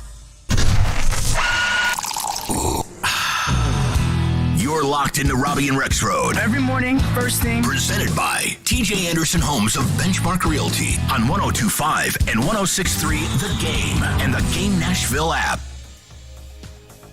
Welcome back in, Robby and Rexrode, 102.5, 106.3 The Game. We are streaming live on Twitch, Twitter, YouTube, and Facebook. Our video streaming brought to you by Superbook, live from our 102.5 The Game studio. Brought to you by Hiller Plumbing, Heating, Cooling, and Electrical. The NHL Draft is today here in Nashville. Taking your thoughts on that. 615-737-1025. What should the Predators do? Should they move up? Should they hang put and pick at number 15 and 24 tonight and use all 13 of their picks?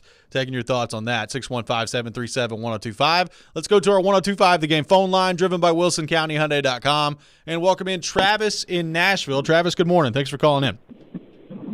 Thanks. I listen to you guys every morning. Appreciate you having me on. Yeah, thanks. I'm of the mindset they should definitely trade up to get somebody that could at least play next year.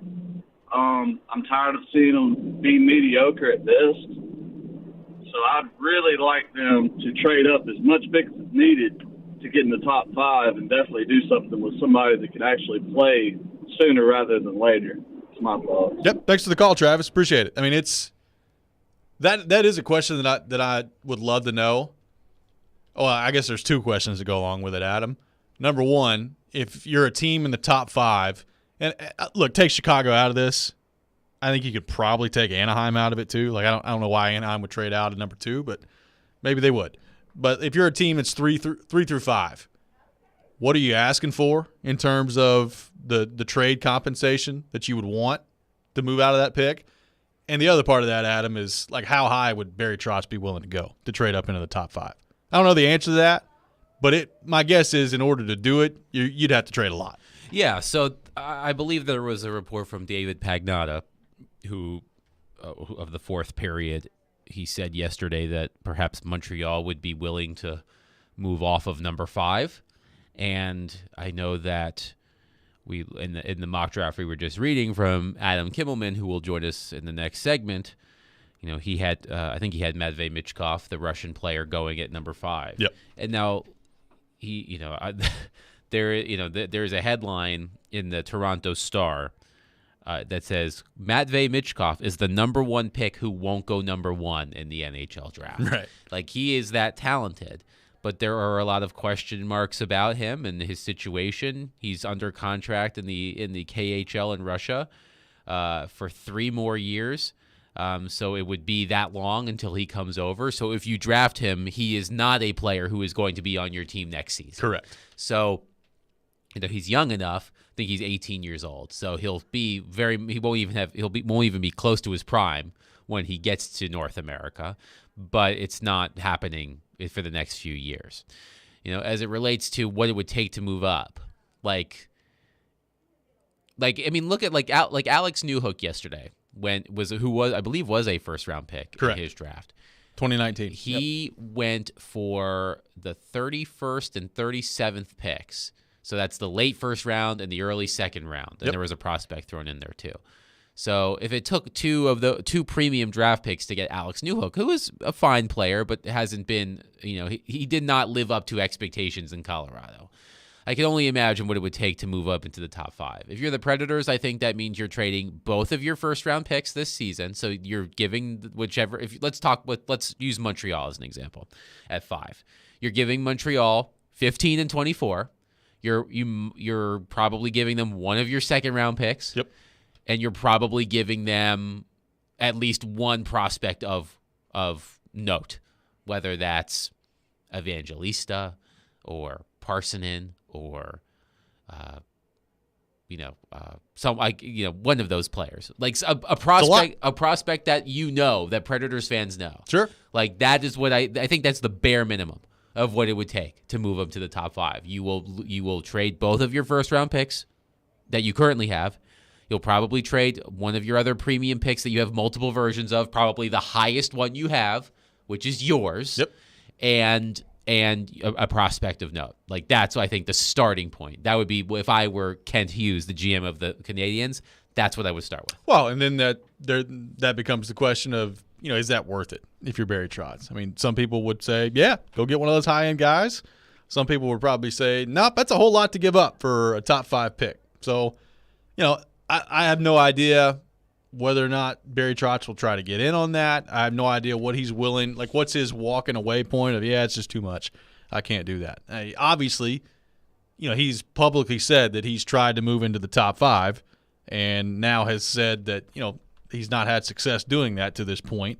Now, things can change. It is the day of the draft. So just because you've not been able to trade up into the top 5 or the top 8 or whatever it is to this point doesn't mean that you won't be able to do it once teams are on the clock and a draft board shakes a certain way. Teams may be trying to move out. I mean, there's a whole lot of things that could happen tonight once the draft rolls around, but it's going to be really interesting to see what Barry Trotz and the Predators do on that front. Glenn from Laverne on the text line says, do we have any confidence that the Preds can develop players properly? This is from Glenn from Laverne on the text line.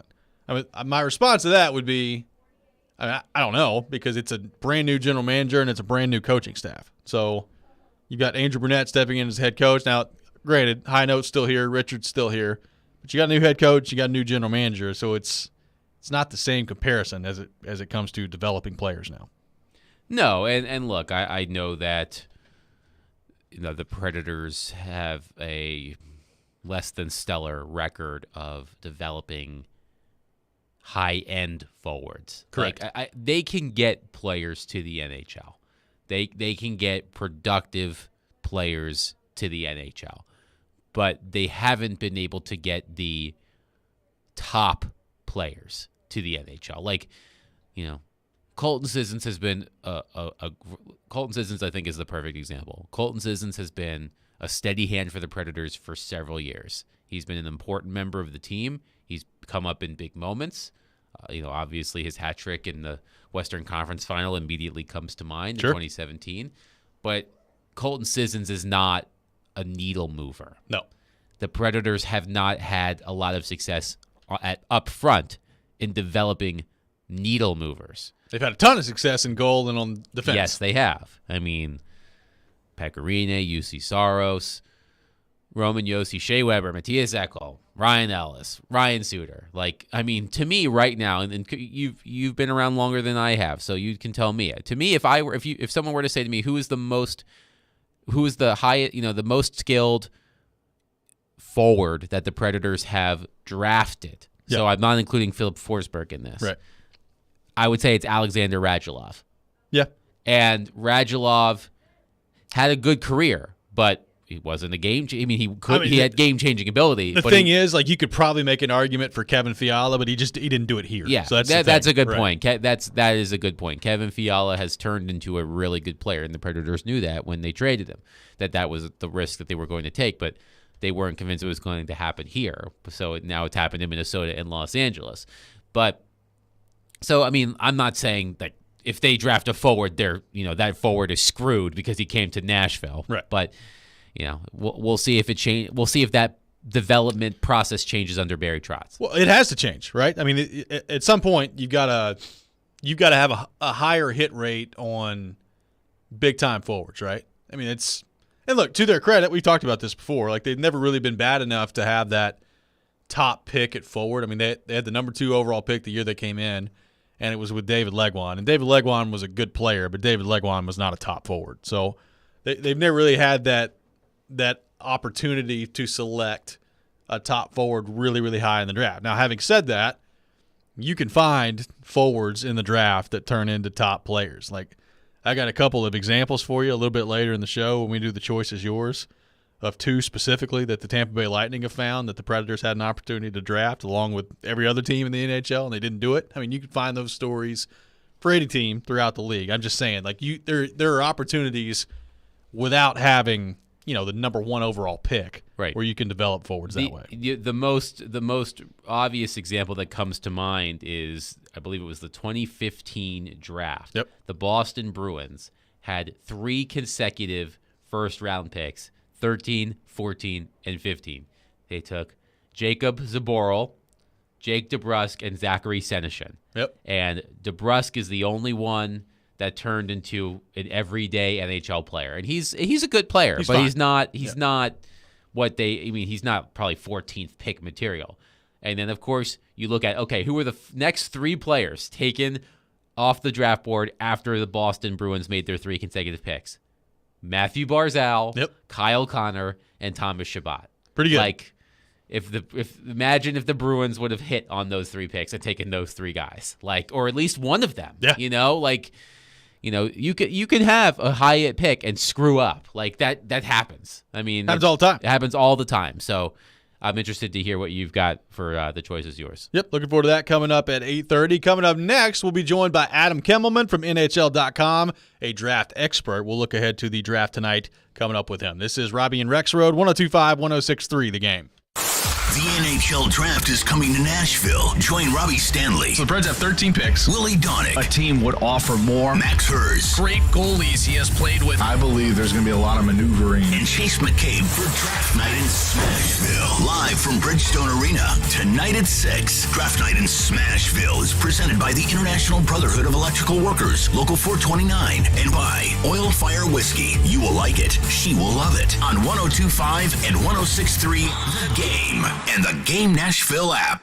At the law office of Amanda J. Gentry, we are committed to defending your rights. Being arrested doesn't have to be the worst day of your life. Being served with custody paperwork doesn't have to be the worst day of your life. It may feel that way, but if you have Amanda J. Gentry representing you, you can feel confident that you're going to have the best quality representation in all of Middle Tennessee. Amanda J. Gentry goes wherever justice demands. 615-604-6263. AmandaJGentry.com.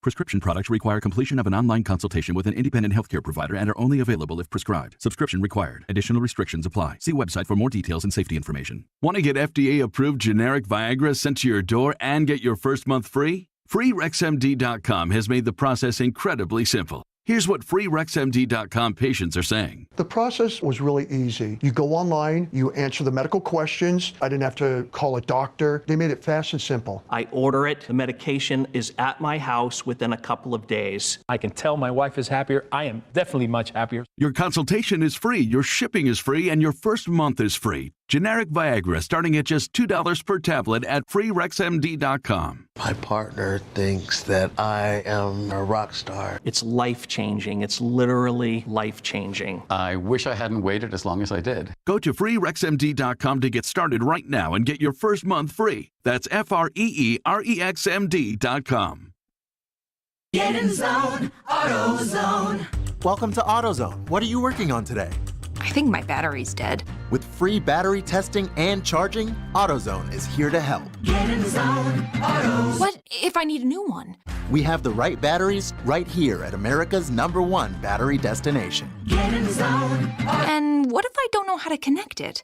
No problem. We have a how-to for you at AutoZone.com. Get in zone, AutoZone. Restrictions apply.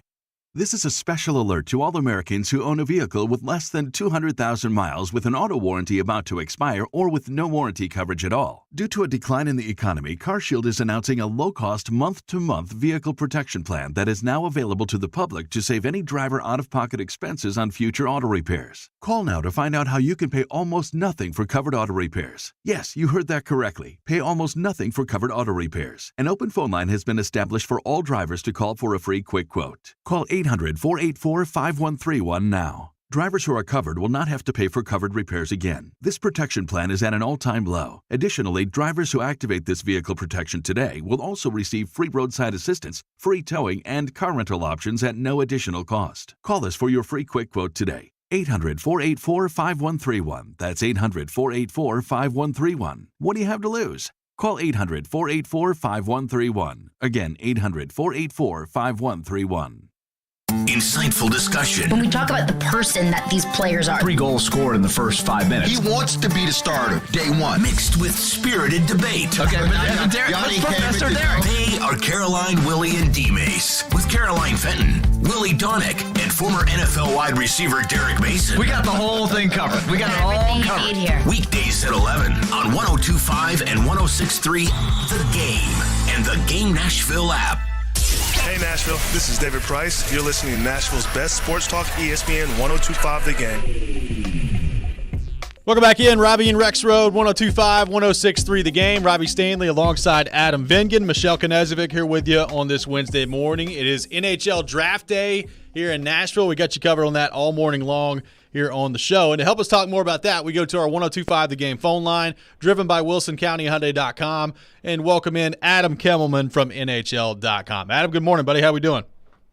I'm good. How are you guys doing? We're awesome, man. Appreciate you taking time to be with us. Welcome to our city. Looking forward to a fun day here today. Adam, I want to start just generally speaking on the draft front because I asked David Poyle about this the other day, and he said that this is one of the best drafts that he's ever seen on paper heading into the draft. And obviously you're talking about a guy that's been around this for a long time. How do you view this draft class in terms of the quality and the depth that we'll see rounds 1 through 7?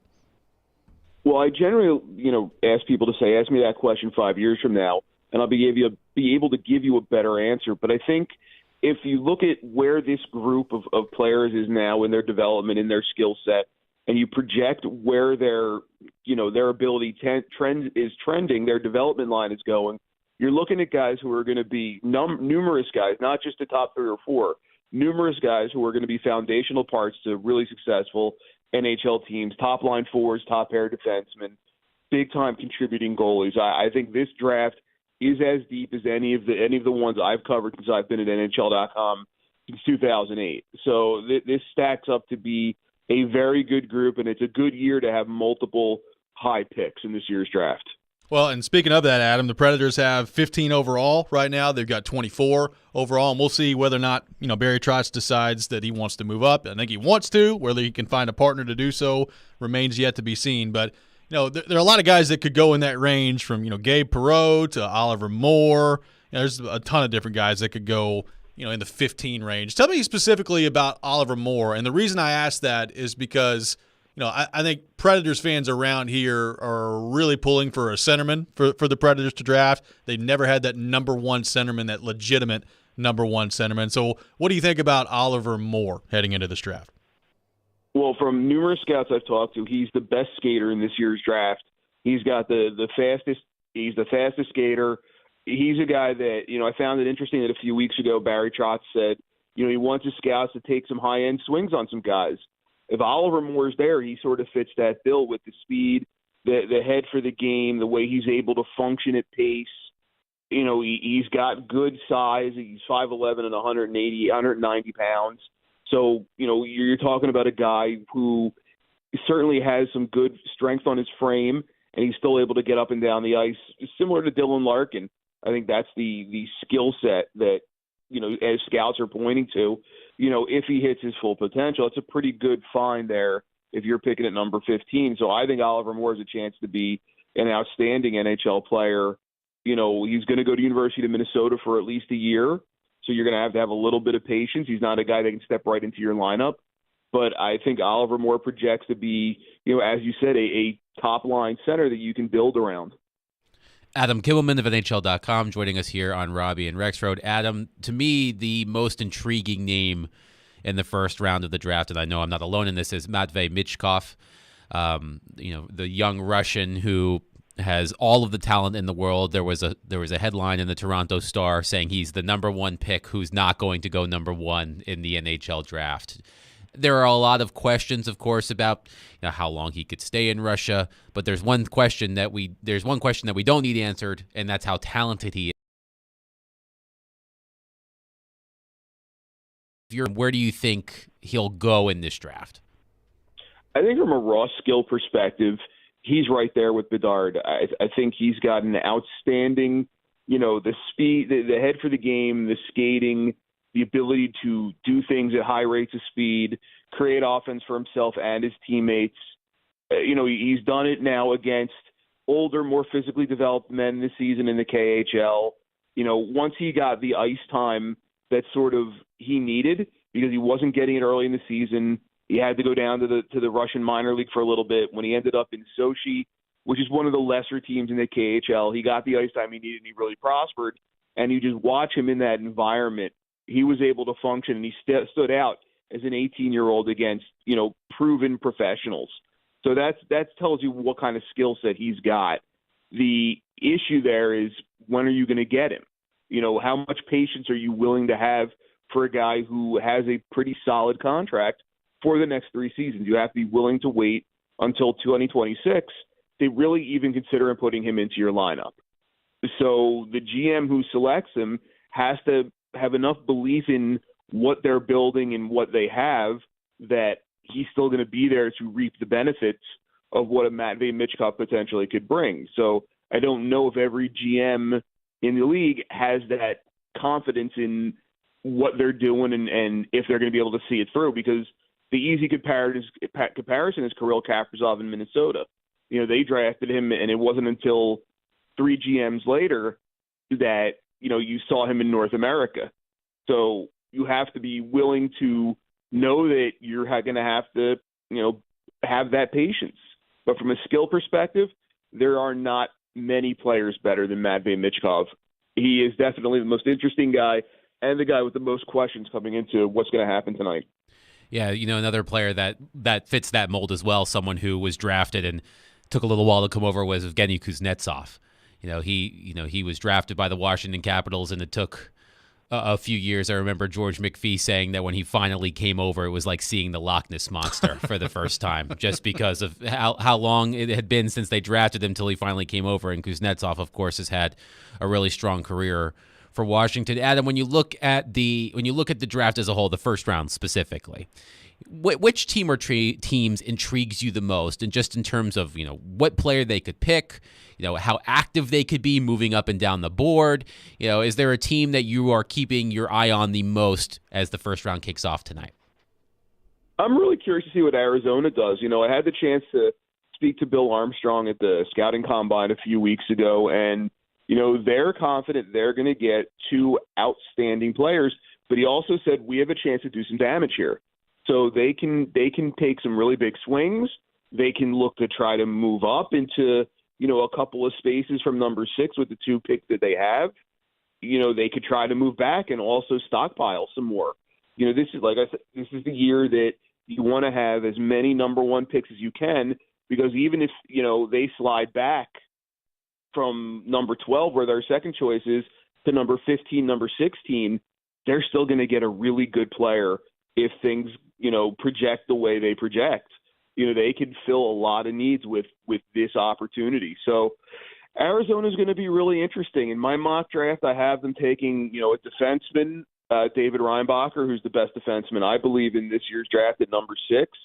And at number 12, I have them taking Colby Barlow, who's a top-end winger coming out of Owen Sound in the Ontario League. Very reminiscent of a Jeff Skinner type, just with the shot that he has. But, you can add those 2 players to your organization. You've done very well for yourself. But even if those aren't the guys that project to go in that range look to be outstanding players. So they're definitely a team to watch, because they could be very curious. Adam Kimmelman with us here on Robby and Rexrode. Adam, last thing for you here. We've known for a long time that Connor Bedard is going number 1 in this year's draft. I'm curious of your thoughts on Fantilli. Like, if Bedard isn't here, is he the clear number 1 in this draft? Like, what do you think of Fantilli and what he projects to be at the NHL level? Yeah, in my mind, if there was no Bedard, Adam Fantilli would be the absolute number 1 pick in this year's draft. And as much of a lock as Bedard is to go number 1 to Chicago, I think Fantilli is not to go number 2 to Anaheim. When you're 18 years old and you go into NCAA hockey and you dominate the way Adam Fantilli did, that's a rare thing, to lead all NCAA players in points, tie for the lead in goals, win the Hobey Baker, and kind of lead your team to the Frozen Four. Not many 18-year-olds walk into the University of Michigan and are able to do that. Then you look at the fact that he was able to be flexible enough in his game that he goes from being a top-line center, number 1 power play guy, to play for Canada at the World Juniors in a bottom 6 winger role, and he embraces it, and he helps Canada win the gold medal there. Then he goes to the World Championship again, knowing he's going to have to, again, take a lesser role against NHL guys, embraces it, helps them win a gold medal again. So that's the kind of thing that stands out to NHL teams, that you don't get the boo-boo face when you're told you can't play in the number 1 role, you can't play in the number 1 power play. You're going to have to maybe be a little more defensive, a little more dump it in and dump and chase versus making skill plays, because you're not going to have the time to do them. So the fact that he was able to do it and do it willingly and embrace it, that stands out to teams. So, yeah, I think Fantilli projects to be, 6'2" and 200 pounds when he gets to the NHL. I think one more season of college, but I think he looks like he's going to be a dominant power center. And, you see that, you think a little bit of Ryan Getzlaf in Anaheim. So I think he could have that level of impact with the Ducks. Well, Adam, really good information, man. Enjoyed getting your perspective. Thanks so much for taking time to be with us this morning, and we'll see you tonight at the draft. Sounds good, guys. Nice to catch up with you. Absolutely. Adam Kimmelman from NHL.com, our guest here on Robby and Rexrode. We'll take your thoughts on the draft. 615-737-1025, our phone number, 615-737-1025. Coming up next, it's time for the Rob Rant here on Robby and Rexrode. It will also have a little bit of an NHL draft flavor to it as well, so looking forward to that. Coming up next, make sure you tune in for Nashville Sounds Baseball tonight at 7:05 on 94.9 The Fan. Sounds taking on the Memphis Redbirds, the AAA affiliate of the St. Louis Cardinals. Sounds Baseball on 94.9 The Fan, presented by 312 Pizza Company, Farm Bureau Health Plans, and Family Leisure. This is Robby and Rexrode, 102.5, 106.3 The Game. We are Nashville's best sports talk, live and local from 6 a.m. to 6 p.m. When you want the national Hey. I got this. I'll take it from here. Okay, go ahead. Dying to hear this. We have the best national voices that you'll find anywhere. Who was more deserving of being thrown from their game? I'm odd, so I get the odd picks. They have a new coaching staff. It's not a bad scenario for them. We are 102.5 and 106.3 The Game. And 94.9 The Fan. Now through the 4th of July, save big at Electronic Express. Celebrate with up to 40% off in every department. Don't miss a TCL 50-inch Roku TV for only $249 or a Maytag laundry pair for just $449 each. Get huge savings on computers, appliances, 4K TVs, smart home, outdoor essentials, and more. Get an HP laptop for only $199 or a Napoleon Freestyle grill for $549. Get up to 3 years free financing throughout the entire store. Electronic Express. We make it happen. The clock is ticking on Genesis Diamond's amazing finance offer. You have until 6 p.m. Saturday to take advantage of the hottest offer of the summer. 5 years, 0 interest financing. Get in now and splurge. Maybe treat yourself. Planning to propose? Get that stunning designer engagement ring starting as low as $67 a month. Or a 3-carat lab-grown center diamond just $99 a month. Nothing down and no interest for 5 years. But hurry, this incredible offer ends Saturday and will not be extended. Only at Genesis Diamond, Green Hills and Cool Springs. On approved credit, see store for details. So, you've heard of Oil Fire Whiskey, the whiskey that women love. Smooth and seductive. What's the taste? Oatmeal cookie or caramel covered apple? You decide. You will like it. She will love it. Prescription products require completion of an online consultation with an independent healthcare provider and are only available if prescribed. Subscription required. Additional restrictions apply. See website for more details and safety information. Want to get FDA-approved generic Viagra sent to your door and get your first month free? FreeRexMD.com has made the process incredibly simple. Here's what FreeRexMD.com patients are saying. The process was really easy. You go online, you answer the medical questions. I didn't have to call a doctor. They made it fast and simple. I order it. The medication is at my house within a couple of days. I can tell my wife is happier. I am definitely much happier. Your consultation is free, your shipping is free, and your first month is free. Generic Viagra starting at just $2 per tablet at FreeRexMD.com. My partner thinks that I am a rock star. It's life-changing. It's literally life-changing. I wish I hadn't waited as long as I did. Go to FreeRexMD.com to get started right now and get your first month free. That's FreeRexMD.com. Hey, it's me, Ruthie, from Total Wine & More. You know how stores have been raising their prices lately? Well, lean into your speaker a little closer because I've got a big secret to share. Total Wine is actually lowering our prices on hundreds of wines. I know, right? And even better, our new lower prices on hundreds of wines are here to stay. But listen, don't thank me. At Total Wine, we love helping our customers save big. With the lowest prices for over 30 years, you'll always find what you love and love what you find. Only at Total Wine & More. Drink responsibly, be 21. You're listening to Robby and Rexrode. It's part of this nutritious breakfast. Presented by TJ Anderson Homes of Benchmark Realty on 102.5 and 106.3 The Game and the Game Nashville app. Don't make me angry. Sometimes you have to tell someone to pound sand. You wouldn't like me when I'm angry. This is the Rob Rant. Now on Robby and Rexrode.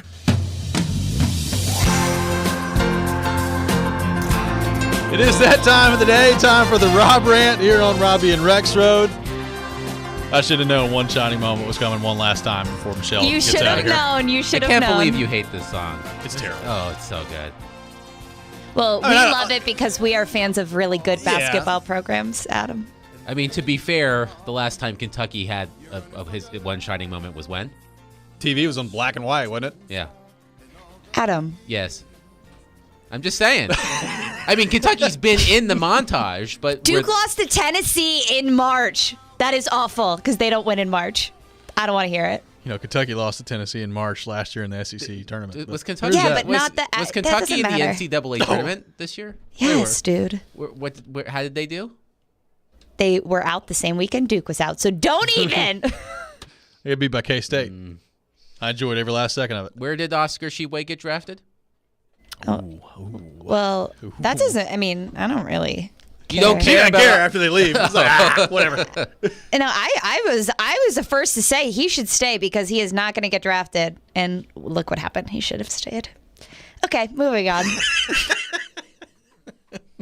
But yes, you should have known, Robbie, that was coming. I should have. By the way, continue to send your well wishes to Michelle, 615-737-1025 on our text line, driven by WilsonCountyHyundai.com. Her last day with us here on the program before she takes off to New Orleans. Are they the Emerald City? What are they? Is that what they are? Am I making that up? I don't think anybody calls it that. The Big Easy. Well, I know that. The Emerald City. I never knew that. I totally that is my is my birthstone, ladies and gentlemen. Just don't say Nolans or anything like that. I think I just made that up. No. Emerald City's in Wizard of Oz. So I couldn't It tell you. is, which that movie has given me nightmares still to this day. Do you That like movie came out the last time Kentucky was relevant in basketball. Do you like right. New Orleans cuisine? Are you into gumbo, jambalaya, Yeah. po' boys, beignets? Listen, po' boys are going to get me in trouble because I could eat probably like 10 of those. My favorite po' boys in New Orleans, Johnny's po' boys. So hit up Johnny's. I'll put it on the list. Yes. Good stuff. It's the Crescent City. That's what I was The going Crescent for. City. Emerald, yes. Crescent, whatever. As you fly into Louis Armstrong International Airport. That's right. All right, my rant today is pretty simple. We're gonna keep going with the NHL draft talk because we got a lot to get to on that front. But it's not an angry rant. It's not a please be quiet rant. It's just I found it funny, and I think we need reminding heading into the draft. There have been a lot of people that have either texted into the text line the last couple of days, have texted my personal text line in the last couple of days, and have asked me, "Hey, what do you think the Predators would have to give up to get the number 1 overall pick?" And I'm like, guys, I don't know that there's an answer to that question. Their whole team. Yeah, like I don't even think that would do it. Like I think they could offer everyone, and it's not happening. Like I think we all need to accept heading into the draft tonight that Connor Bedard is going number 1. He's going to the Chicago Blackhawks, and quite frankly, I think we probably, and I know there's never total guarantees in the NHL. I get that. But we probably need to also accept that he's going to Chicago, and he's going to be really good there for a long time. And this time, 10, 15 years from now, you guys are going to hate Connor Bedard because of how good he is in Chicago. So let's get that straight going into the draft. There's not a package the Predators can put together to get Connor Bedard. And here's a quote from Kyle Davidson, GM of the Chicago Blackhawks. This courtesy of our friend, Scott Powers, not a popular person in Nashville. He's not. Because, of course, Scott last year left Roman Josi off his Norris Trophy ballot. He did. This is from 16 hours ago. Kyle Davidson on whether any GM has approached him about trading the Blackhawks number 1 pick. Quote, nope. End quote. Nope. Sure hasn't. Not happening, guys. Like if you're a GM around the league, don't you kind of have to be like, well, that's probably not even worth the phone call. No, it's not. It's not. Like when Barry Trotz has been talking about getting into the top 4 or 5, I don't think he's calling You can take Chicago. out number 1. He's probably calling Columbus. He's probably calling San Jose. He's probably calling Montreal. Like he's not. I don't think Anaheim is moving off of number 2. I don't either. No. So I would be really curious to see what it would take, but it's not happening. What I am very interested in seeing tonight, though, is, look, we know Connor Bedard is going number 1. We know Connor Bedard is going to play for the Chicago Blackhawks. We know Connor Bedard is going to kick the Predators' keister for a long time. Because he's that. We're already going there, huh? Well, I'm not saying like the Predators are bad. I'm just saying Connor Bedard is that good. Like I think Connor Bedard is going to do to the Predators what Patrick Kane and Jonathan Taves. Oh, I guess Connor McDavid too, and Leon Draisaitl especially. But I think he's going to be that kind of play. Like there is going to develop. Predators fans are going to develop a healthy hatred for Connor Bedard. Oh, there's no question about it. Looking forward to the reaction when his name is called. I've already told him. Look, I know he's a kid at this point, and this is a lifelong dream that he's about to accomplish tonight, so maybe it's the wrong time to do it. But, I kind of halfway expect Preds fans in the building tonight to just start booing. Oh, when they he gets will. drafted. He will. Might as well start it now because you're going to be booing him for a long time. Yes. I think Connor Bedard is going – if Predators fans, the name Patrick Kane, the name Jonathan Taves, it brings up a visceral reaction from Predators fans because those two kicked the Predators' tushies for a long, long time. And I think Bedard, I'm not saying the Blackhawks are going to own the Predators. Like I'm not saying that, but I'm saying that Bedard is an excellent player, and he's going to do a lot of things that make Predators fans mad because he's that good. So I'm just saying, if you're going to the draft tonight, you better start booing because you're going to be doing that for the next 10 to 15 years. Congratulations, Connor, on accomplishing a lifelong dream. Here's an arena full of booze for you. It'll be good. Like any other location, probably there are probably some other teams. Booze with an S, by the way, not a Z-E. Yeah. He's too young for that in the States. Well.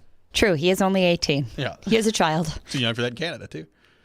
Yes. No? You can drink at 18. I think you can drink at 18 in Canada. Well, it was 19. I don't know. Oh. Who knows I called New Orleans the Emerald City. Who knows all the way up there? A terrible start. who knows all the way up there. But no, look, I said it yesterday. If you're attending the draft tonight, the first round especially it's a really cool experience. Day 2 of the draft is nothing like one because a lot of the kids are not there. Like it's fast paced. It's fast paced. People want to get out of town. It's like it moves very quickly. Night 1 is really interesting. So it'll be a cool vibe. The players will be there. They'll be with their families. You'll see their instant reactions. They go up to the stage. They get the jersey. All those things. So it'll be if you've never attended an NHL draft and this is your first time, I think you're going to have a really good time. It is really interesting, and I've not even really thought about this until right now. The Emerald City is Seattle, by the way, Correct. according to a texter. There we go. So I've not even really thought about this until right now, but like my mind, we were going through the Johansson-Kessler stuff yesterday, back in 2017 against the Ducks, and it is interesting that the draft being here in Nashville is Chicago picking at number 1, taking Connor Bedard. Anaheim's going to be picking at number 2, and it's probably going to be Adam Fantilli. So, I mean, you could make an argument for your 2 most hated rivals, or at least at one time, your 2 most hated rivals, picking 1-2 here in Nashville and potentially getting generational players. Yeah, texter says Neil says the Blackhawks will get booed, not Bedard. Well, obviously they're not. They don't hate Connor Bedard, but he's going to. I'm saying just get it started. Yes, I'm just saying that he is going to go on stage. This generational talent, which I think is a term that's overused, but it does apply to Connor Bedard, and he's going to hold up the jersey of the team you hate the most. So he is going to be booed by proxy. No, I'm saying boo him. Look, man, get it started. I'm cool with it. Go ahead, Preds fans. Get liquored up, which we know how to do here in Nashville, and go boo this teenager. Just boo him. I don't care. It's going to be very interesting. Keep it classy. Keep it, don't say anything mean.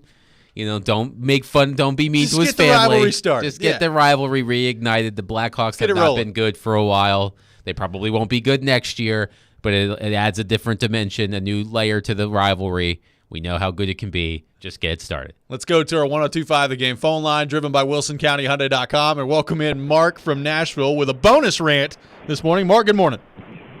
Hey, how you doing, Robbie? Good, buddy. What's going on with Adam? Hey, how are you? Adam? Good. Hey, I'm doing okay. Hey, I got a real rant and a real rivalry to get started in Nashville today. I want to make some noise. Okay. It starts with this certain guy. We all know who he is. He comes on at 2 o'clock in the evening, leaves off at 6, and his name's Jared Stillman.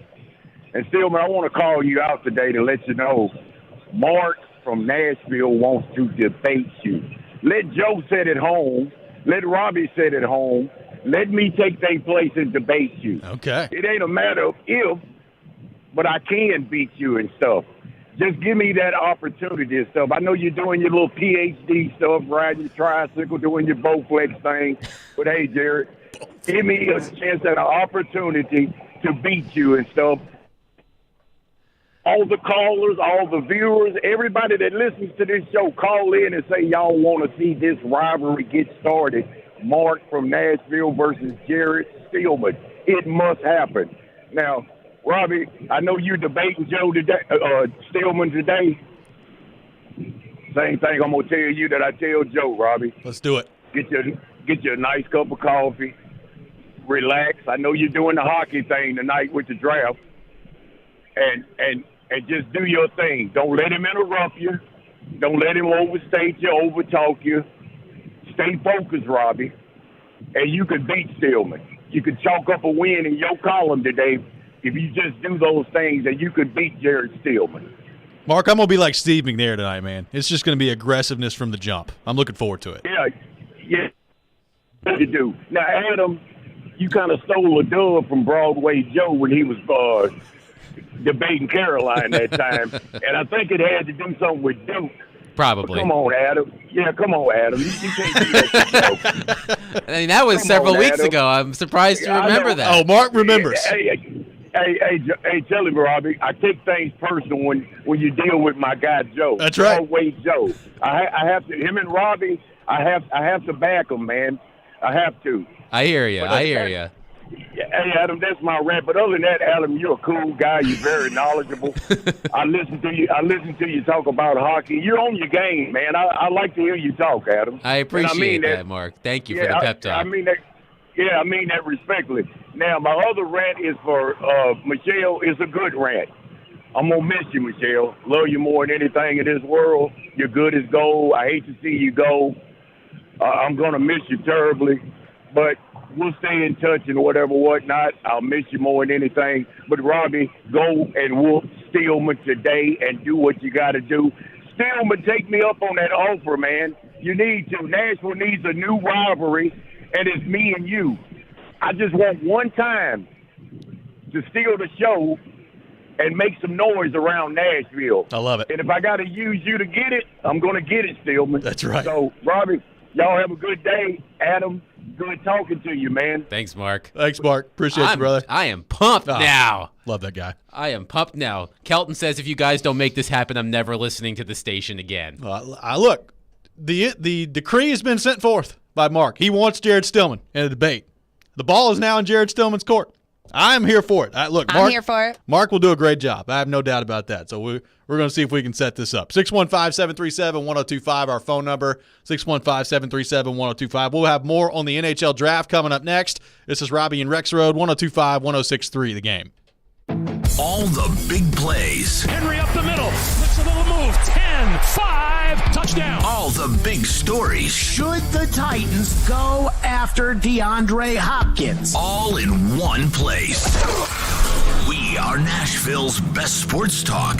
102.5 and 106.3. Touchdown, Tennessee. You're going to make a trade like this. Does he want to retire a Tennessee Titan? The door's on the board. Such superstar players.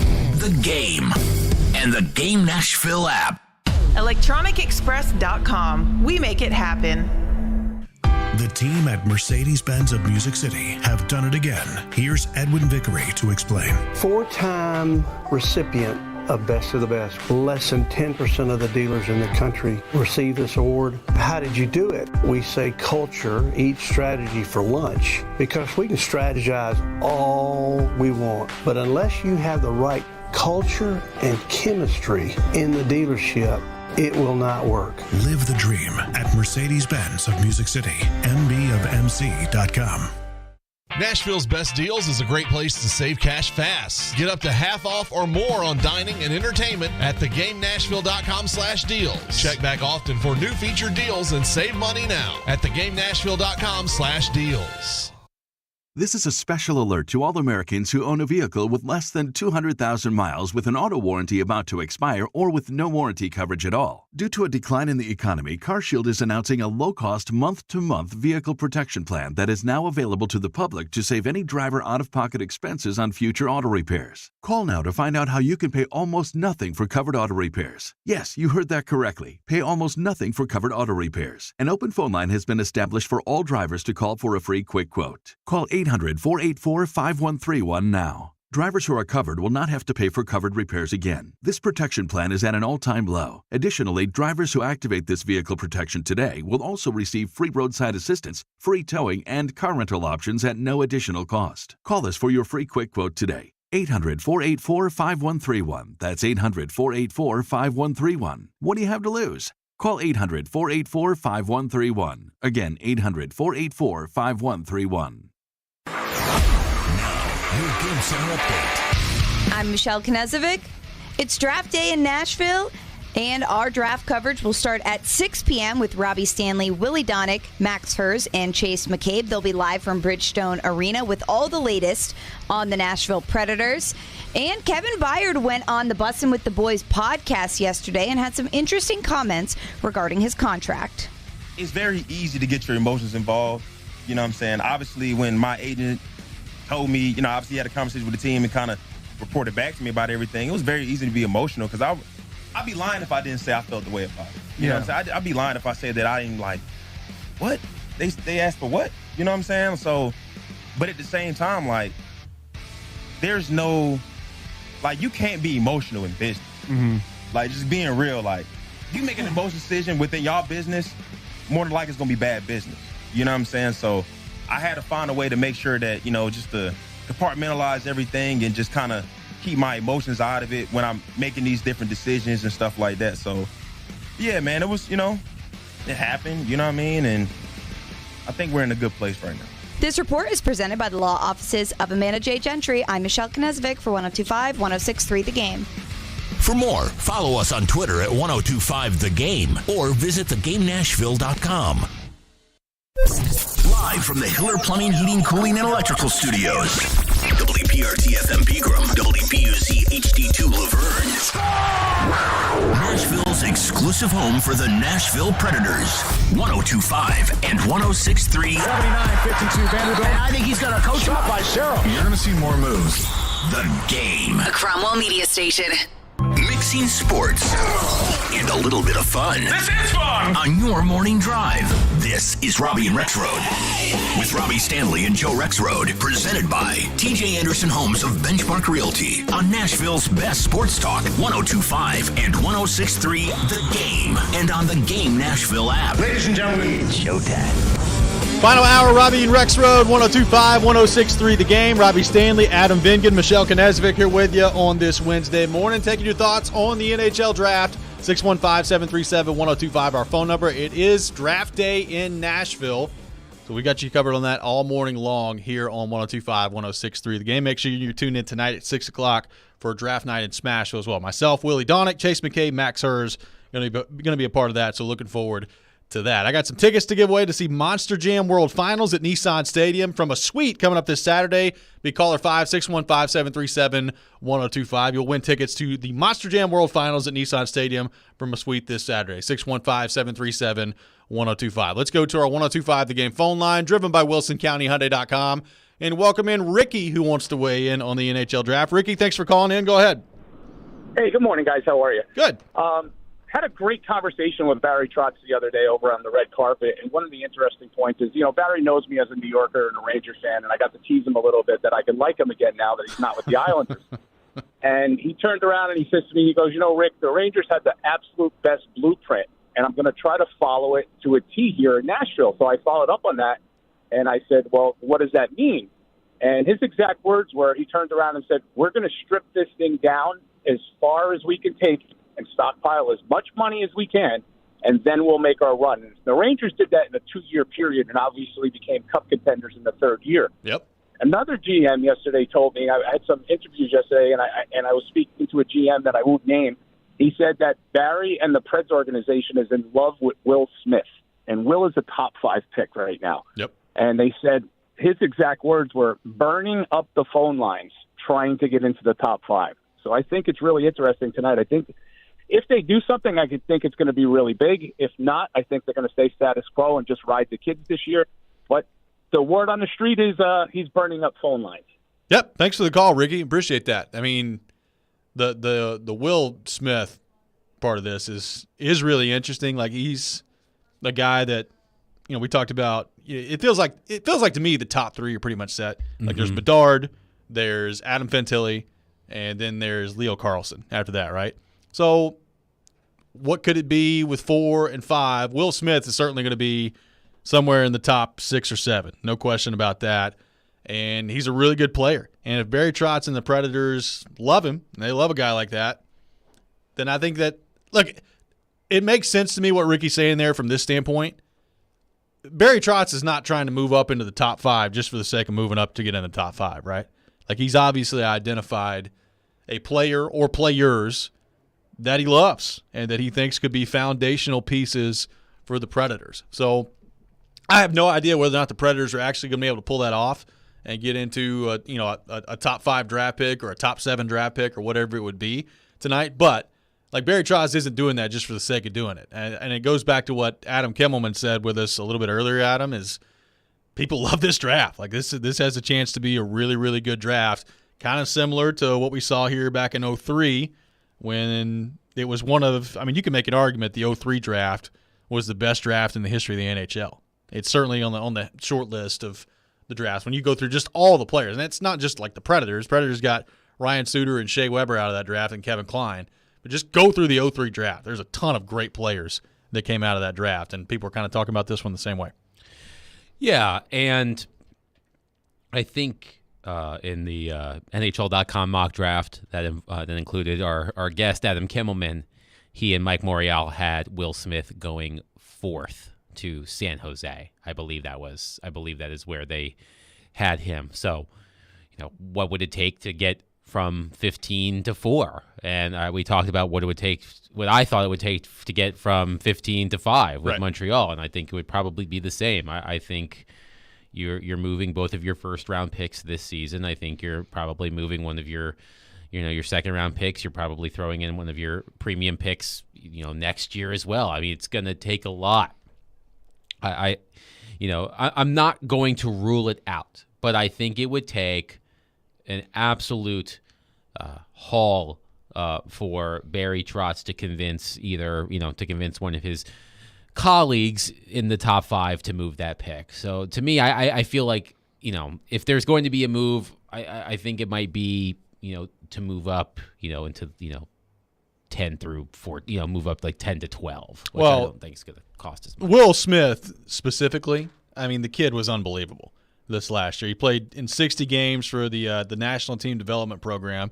He had 127 points in 60 games, 51 goals, 76 assists. Went to the USA Under-18 World Juniors, 20 points in 7 games for Team USA, 9 goals, 11 assists. I mean, the dude is unbelievable. So, I mean, it would make sense if Barry Trotz and the Predators are high on him, and he's scheduled to go to Boston College next year too. Yeah. Look, the thing about this draft that is so intriguing, and I think even if the draft weren't in Nashville, that the Predators would be a team that a lot of people would be talking about, as a team that could, really shake things up in the first round of the draft. But the fact that the draft is here, it's, we're about to officially transition from David Poile to Barry Trotz. David Poile has never been shy about, making a splash. This is really his, as I said earlier, his final official act as Predators general manager. I could see the Predators wanting to go out, with a bang, ending the David Poile era. So I think the Predators are going to be an incredibly fascinating team. I just think that the fact that the draft is here and the Predators, Predators might want to get the home crowd fired up. I think it's possible when we talk tomorrow morning that we're talking about some huge thing that the Predators did. Yeah, for sure. So I think this draft is going to be really exciting if you're a Predators fan. We'll have more of your thoughts on the draft coming up next. Should the Predators stay put with their picks? How aggressive would you like to see the Predators be maybe in the way of a trade tonight in the draft, be that for draft picks or be that for roster players around the league? We'll get you caught up on the latest news and notes of trades that have already gone down in the NHL as well. All that coming up next. And also up next, our final segment with Michelle Knezovic. Looking forward to that. I don't even think she didn't even realize it until I said it. I will remember you. We'll have more of that coming up next. This is Robby and Rexrode, 102.5, 106.3, The Game. 94.9 The Fan is your home for Hit City. Your Nashville Sounds are back in action, starting a 6-game series tonight in Memphis. Swing and a miss, strike 3. Sounds win. Pre-game at 6:50. On your home of Nashville Sounds baseball, 94.9 The Fan and The Fan app. Attention all fire and safety line experts. Middle Tennessee's fastest growing fire protection company is looking for experienced service technicians, designers, and sprinkler system experts like you. Tired of working for a large corporate employer? Work for a company where you're more than just a number. Jarrett Fire Protection is owned and operated by Nashville natives and wants to invite you to grow with their amazing team. Hi, I'm Jason Jarrett, owner of Jarrett Companies. I'm looking to hire experienced sprinkler experts and will offer a sign-on bonus of up to $5,000 for certified professionals. In addition to our great benefits that include a 401k match, PTO, and top pay with annual bonuses, we will also provide you with the top-of-the-line tools, trucks, and equipment that you need to grow your career. Our customer base is large and business is booming with many opportunities for advancement. Give us a call or go online to jarrettfire.com and apply today to become a member of our family and protect our community. That's JARRETT fire.com. Jarrett Companies, where we are above and beyond industry standards. The clock is ticking on Genesis Diamond's amazing finance offer. You have until 6 p.m. Saturday to take advantage of the hottest offer of the summer. 5 years, 0 interest financing. Get in now and splurge. Maybe treat yourself. Planning to propose? Get that stunning designer engagement ring starting as low as $67 a month. Or a 3-carat lab-grown center diamond just $99 a month. Nothing down and no interest for 5 years. But hurry, this incredible offer ends Saturday and will not be extended. Only at Genesis Diamonds, Green Hills and Cool Springs. On approved credit, see store for details. Hey, what's up? It's Chase McCabe here for PhD Weight Loss. I wanted to do something about my weight and my health, and so that's why I gave PhD a call. Dr. Ashley Lucas is the brainchild behind it.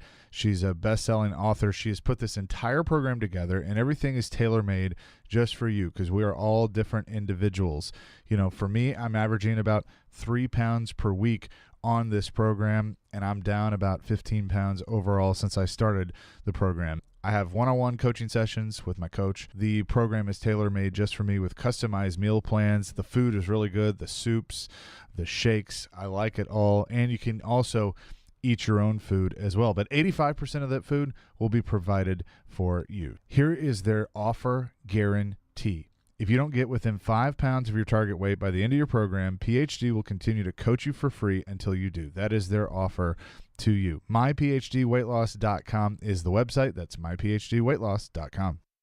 Buffalo Bill's Center of the West in Cody, Wyoming welcomes you as you enter Yellowstone Park's east entrance. 5 museums in one, including the fantastic Whitney Western Art Museum. Welcome to the West. Buffalo Bill's Center of the West, Cody, Wyoming.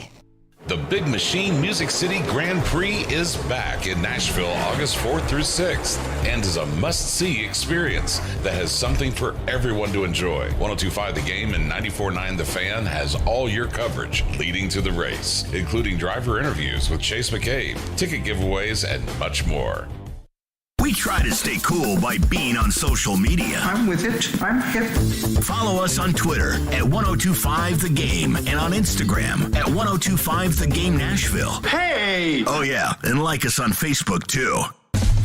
You're listening to Robby and Rexrode, presented by TJ Anderson Homes of Benchmark Realty on 1025 and 1063 The Game and the Game Nashville app.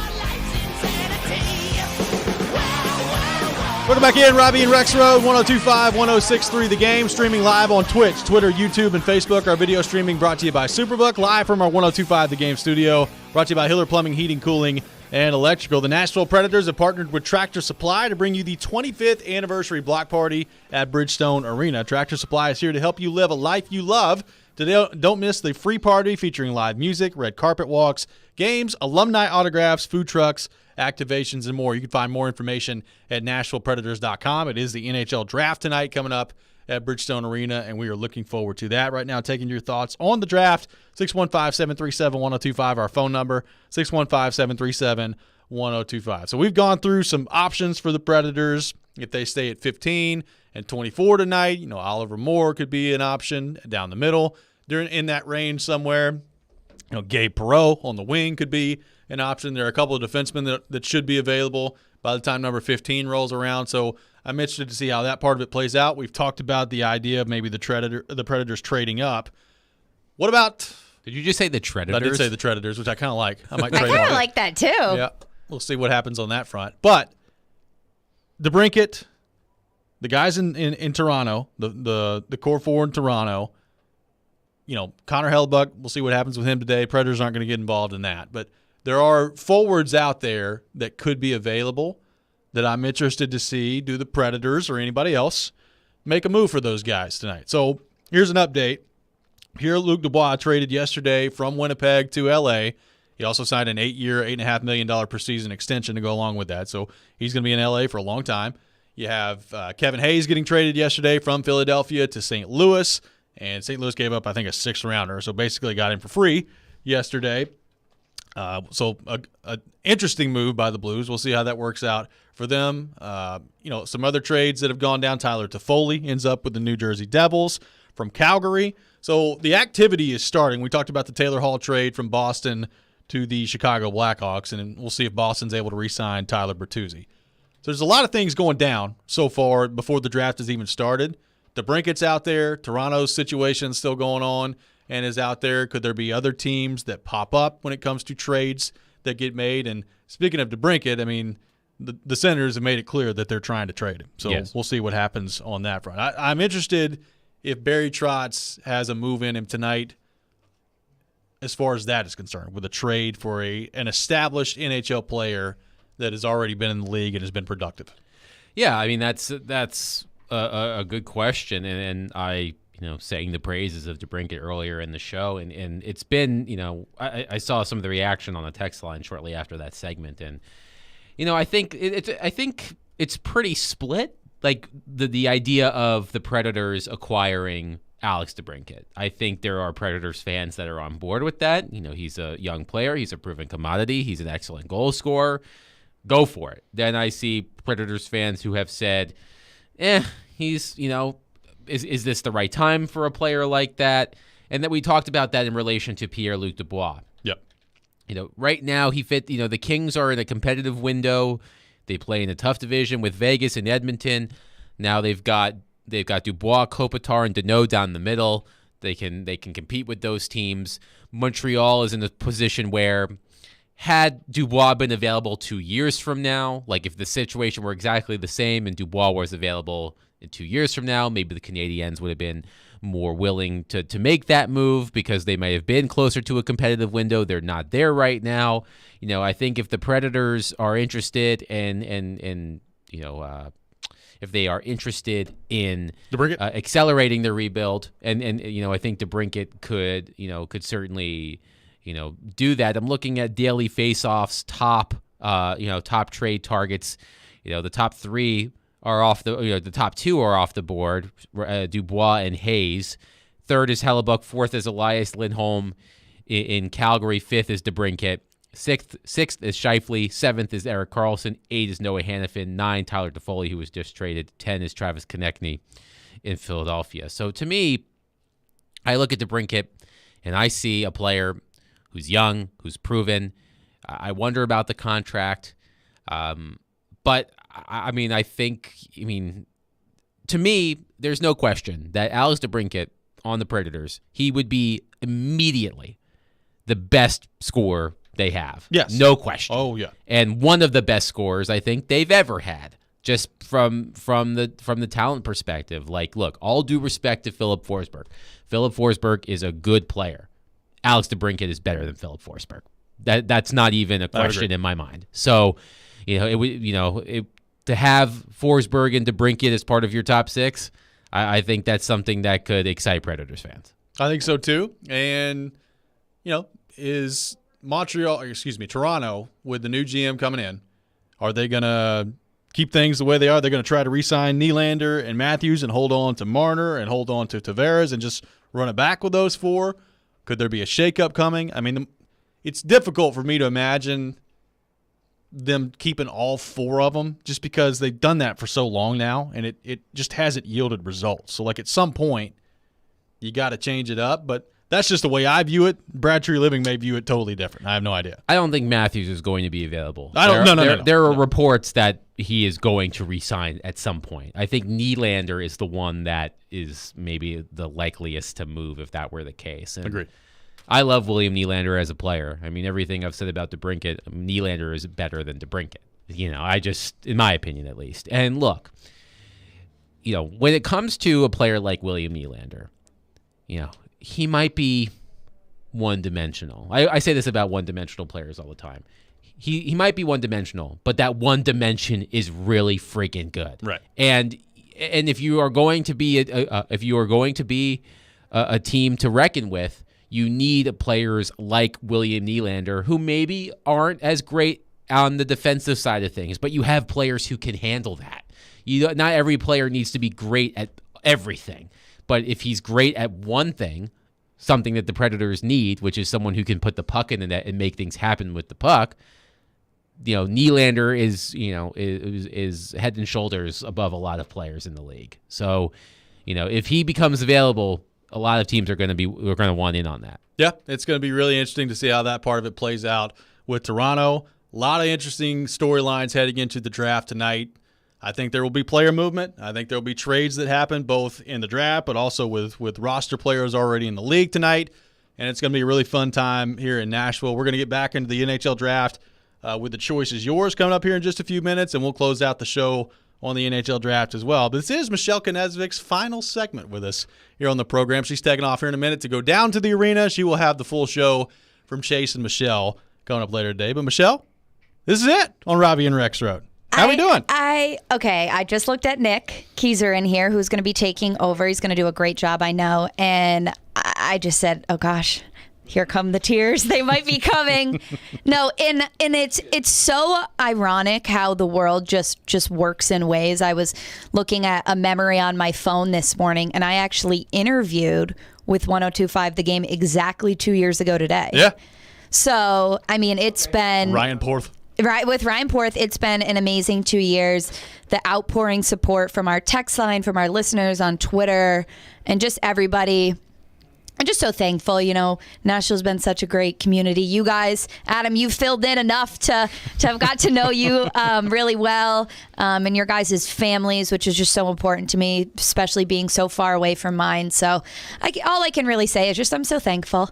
And I'm not going to say too much because you can hear it in my voice right now. But just thankful for you all welcoming me, enjoying the way I say Titans. I know you all are going to miss it. Enjoying the way I root for Kentucky sports, and the Vols just erg me so much. If you're a loyal listener, you know what I'm referring to. Oh, yeah. But it's been a pleasure. The last 2 years have been amazing. Obviously, miss Rexrode today. Hope he's listening right now. But Robby, Joe, Adam, you, everybody's just welcomed me, been so amazing, and I wouldn't change the experience for anything. Well, and like I said, you'll have 2 more hours of Michelle coming up from 9 to 11 from Bridgestone Arena today. Continue to send the well wishes. We got a lot of them on the text line, but the well wishes to Michelle as she takes off to New Orleans. And we're going to miss you a lot. I know that you're not going to be a stranger, and we'll have you on when the Titans take on the Saints. I'll be the crazy Kentucky caller now from now on. I would say we'll have you on when Kentucky beats Tennessee in football, but that could be forever. So we'll see. I'll go on before the game. I just want to say, because I won't have a chance to talk to Michelle, at least on the air again. I just need a refresher. How old were you when you moved here? 23. Okay. Correct. And you moved here on a whim, correct? Yes. So I didn't have a job. You didn't have a job. You moved here, and you took. I mean, that's a significant risk. Even as someone as young as you are, to move to a city, without really you didn't have a job yet. I mean, there's a lot of risk in that, and the fact that you did that and you came here and you learned how to run a show, and then you learned how to be an on-air host. I mean, I think a lot of young aspiring people in sports media, sports journalism, can certainly look to you as an example of what can happen if you take a risk. Because look, I'm generally a risk averse person by nature, so I'm going to be honest with you. I would not have done what you did. But that's not saying that it was wrong. I think it was brave, and it worked out incredibly well for you. And I think people listening who are interested in a career in this field, can look up to Michelle and can use her as a guide to what happens if you take that risk. So, you should be incredibly proud of everything that you've accomplished here, and the fact that you came in, as green as could be, with your Kentucky blue, and nice. Made and did such an excellent job keeping Robby and especially Joe in line, and then joining Chase on the air as well. So Yep. We will all miss you. Good luck in New Orleans, obviously one of my favorite cities. You're doing the same thing. You're moving to New Orleans without Let's hope it works again. Without a plan, but I'm sure you'll land on your feet because you did it here. You have that experience. So I just want you to know that what you have done here, should serve as inspiration for young up and coming journalists and radio people that that want to get into this business. Yeah, for sure. I really appreciate that, and I will go ahead and clip that and play it for all of my classes that I teach at MTSU. You can use that as a reference for jobs if you'd like. No, I appreciate it, Adam, Robby, all of our listeners. Very, very thankful. And like I said, I got to keep my composure because I got to be on the air with Chase. Right. So in about 2 hours, there may be some waterworks. Well, you can cry on the way to the arena. There you go. Then you can cry again later. Well, we know you got to run down the arena. We love you. We'll hear from you as you go down to New Orleans, and you're not going to be a stranger. But we'll hear from you in the next couple hours. Thanks for being with us. We appreciate you. Yeah. Oh, my goodness. Oh, that's it. We got to go. We'll come back. The choice is yours coming up next. This is Robby and Rexrode, 102.5, 106.3, The Game. The Titans offseason program has come to an end. What other roster tweaks can GM Rand Carthon and head coach Mike Vrabel make before training camp? Not just taking a guy to fill a need. We want to get the right people. We'll continue to kind of look through where we're at. Talking Titans? Keep it locked to Nashville's best Titans talk, 102.5 and 106.3 The Game and the Game Nashville app.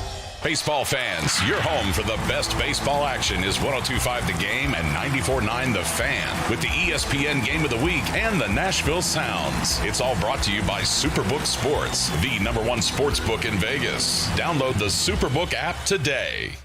Willie Donick here for Pella Windows and Doors of Nashville. The official brand perception report is in, and the Pella Windows and Doors brand is #1 for the most trusted, most often recommended by others, and highest quality. Nashville area homeowners are very lucky because Pella Windows and Doors of Nashville is one of the top locations in the country. They provide award-winning excellence when it comes to craftsmanship and installation. If you need new doors or windows, I suggest you choose the experts at Pella Windows and Doors of Nashville. Go to PellaofNashville.com. If you're hiring, it can feel like you're trying to find a needle in a haystack. You can hope the right person comes along, or you can just use ZipRecruiter. And now you can try it for free at ZipRecruiter.com/radio. In fact, ZipRecruiter has helped a lot of business owners find their needle in a haystack, like Marco, president of operations at Telly Tires and Auto Centers. Because Telly Tires has grown a lot in the last few years, Marco needed to hire everyone from a receptionist to a store manager to a head mechanic. ZipRecruiter helps me find all the right people, even the most difficult jobs to fill. ZipRecruiter helps me keep my business running. Take it from Marco and millions of other businesses who've used ZipRecruiter. ZipRecruiter can help you find the needle in the haystack. See why 4 out of 5 employers who post a job on ZipRecruiter get a quality candidate within the first day. And right now, you can try ZipRecruiter for free. That's right, free at ZipRecruiter.com/radio. That's ZipRecruiter.com/RADIO. ZipRecruiter.com/radio. ZipRecruiter, the smartest way to hire. Hey y'all, my name is Tiara, and a little thing that I love about the Chick-fil-A Spicy Chicken Biscuit is that it has the perfect amount of spice to jumpstart my day. Whoever thought of it, thank you so much. Hi, my name is Robert, and a little thing I love about Chick-fil-A Spicy Chicken Biscuit is the biscuit. It reminds me of my grandma's homemade biscuit. It's always buttery and savory. Then you add the spices, instant classic. Order the Spicy Chicken Biscuit on the Chick-fil-A app today. Real Chick-fil-A guests paid for their testimonials. Sometimes it's good to be loud. This is the NFL. Especially when you're Jared Stillman. That's where we are. He's not afraid to say what's on his mind each and every day. That was embarrassing. I don't care if you're a rookie. That was embarrassing. Stillman and Company. Weekdays at 2 on 102.5 and 106.3 The Game and the Game Nashville app. Hey Nashville, this is Vanderbilt head coach Jerry Stackhouse. You're listening to Nashville's best sports talk, ESPN 102.5 The Game. We all have choices to make. Like right now. Come on. It's The Choice is Yours, built by Jarrett Companies. You have a choice, so when you have a need for site and utility work, fire protection, concrete and asphalt services, the choice is simple. It's Jarrett Companies. For more, visit JarrettCompaniesInc.com. Come on. The choice is yours, now on Robby and Rexrode. It is that time of the week. Time for The Choice is Yours here on Robby and Rexrode. Brought to you by Jarrett Companies, your one-stop shop for site and utility work, fire protection, paving, and concrete needs. You can get your free estimate at JarrettCompaniesInc.com. Robby Stanley, Adam Vingan, Nick Keyser joining us here on the program for a Choice is Yours edition. Now, I will say this. It's a different Choice is Yours edition today. We're going to go basically an NHL draft version of the Choice is Yours. So Adam Vingan, Nick Keyser, are you ready? As I'll ever be. Yep. All right. Let's go. Let's get things rolling. Okay. You can draft a forward, a defenseman, and a goalie to your team. Anybody in the league, who would it be? You can draft a forward, a defenseman, and a goalie. So basically what I'm saying is pick a forward, pick a defenseman, and pick a goalie to be a foundation for your team right now. Who's now, it gonna are be? we talking about players available in the draft or any I'm player? talking any player in the league. Okay, forward. I'm not asking you to pick the goalie that is 18 years old that we know nothing about. Forward, defenseman, and goalie. Correct. All right. I think the forward choice is obvious. I think the forward choice is going to be unanimous. It's going to be Connor I McDavid. think. Yep. At forward. Unless you're maybe voting on the Hart Trophy, and then you go up with somebody else. Yes. Defenseman, Adam Fox. Okay. Goalie. That's a good question because there aren't maybe Igor Shesterkin, just because he's the young, he's young. Big Rangers guy, huh? Yeah, just because he's young. Yeah, well, they've got good players. How old is Igor Shesterkin these days? I don't know. I'm thinking of the players. 26, 27. Okay, he's 27. He's actually older than I thought.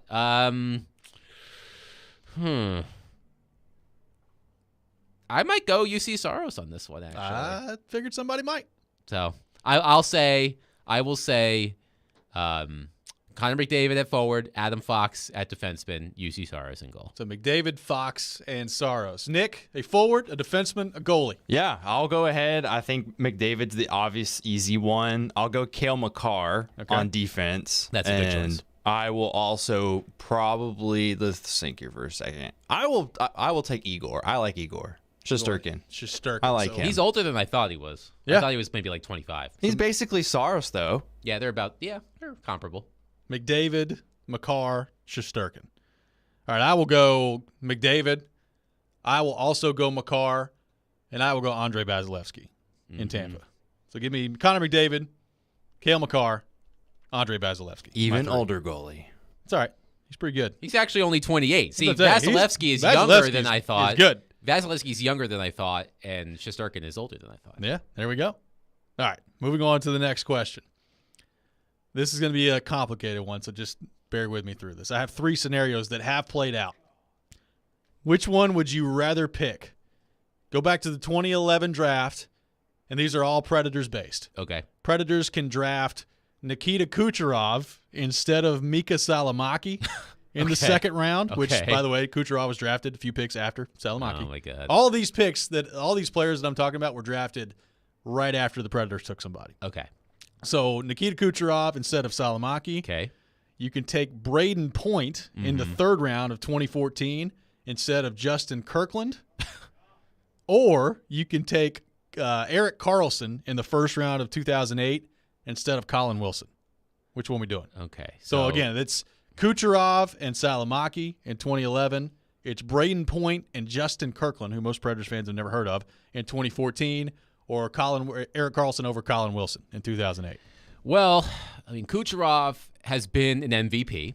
He has. Karlsson just won the Norris Trophy again. Yep. But I'm going with Braden Point because that gives you that center that you've been missing your whole franchise history. So Kucherov and Karlsson are more decorated players individually than Braden Point, but Braden Point's really good. So I will do the choice of Braden Point instead of Justin Kirkland. So you're taking Braden Point over Justin Kirkland. I'm pretty confident. Just saying a few picks after Justin Kirkland was selected. Braden Point went in the third round of the 2014 draft. Nick Keiser. Well, look, I think we'll all take all these players over who we... Well, yeah, but that's not the question. You got to pick one.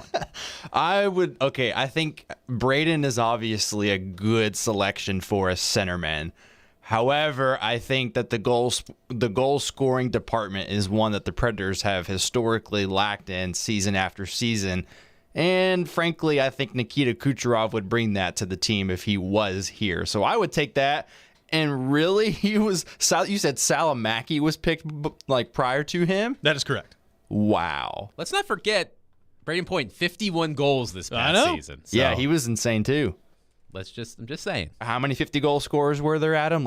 4, 5, maybe? Off the top of my head, I can't recall. I can easily look it up. But Braden Point, 95 points this season, including 51 goals. So he is a goal scorer too. But yes, Kucherov. By the way, Kucherov, a more celebrated goal scorer. The Predators had 2 second-round picks in 2011.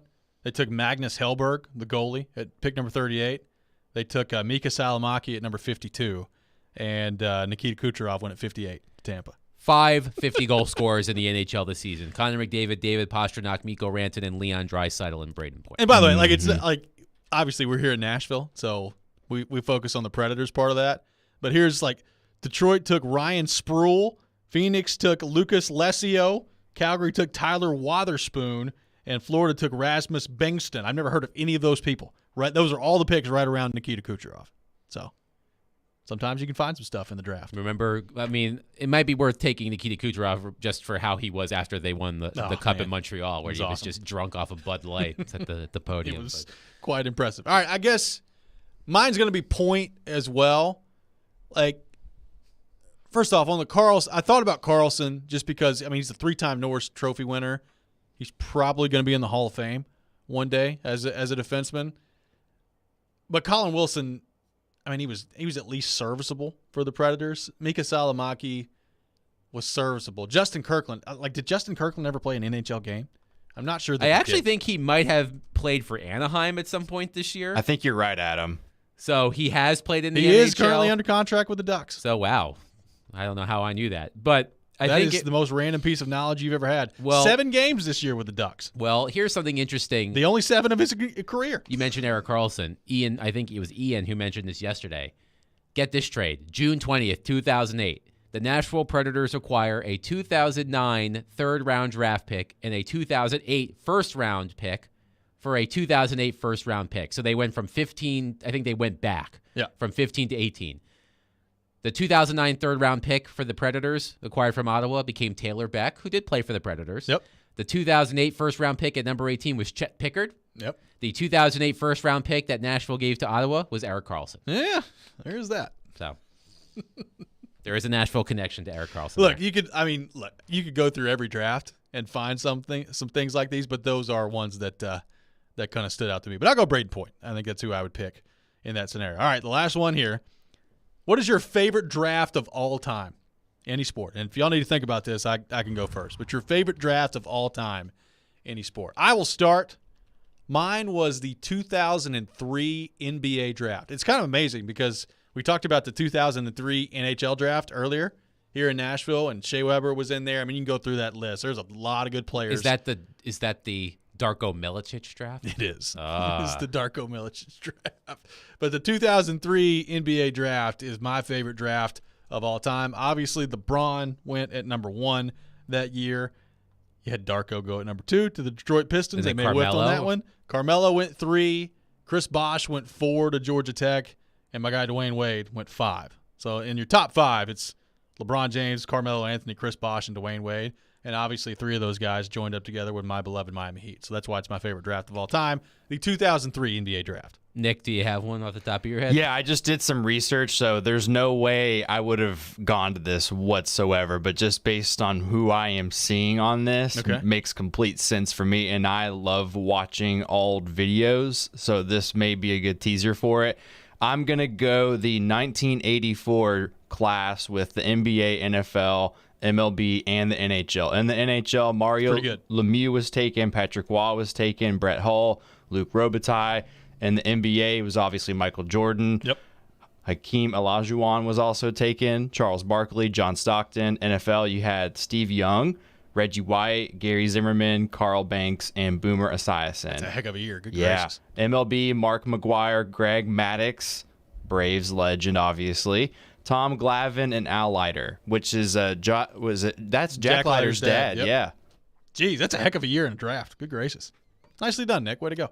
I'm going to go with the 1996 NBA draft. That was a good one, too. The first pick in that draft, Allen Iverson out of Georgetown, went to Philadelphia. There were 10 All-Stars in this draft. My guy, Ray Allen. Listen to this star-studded class.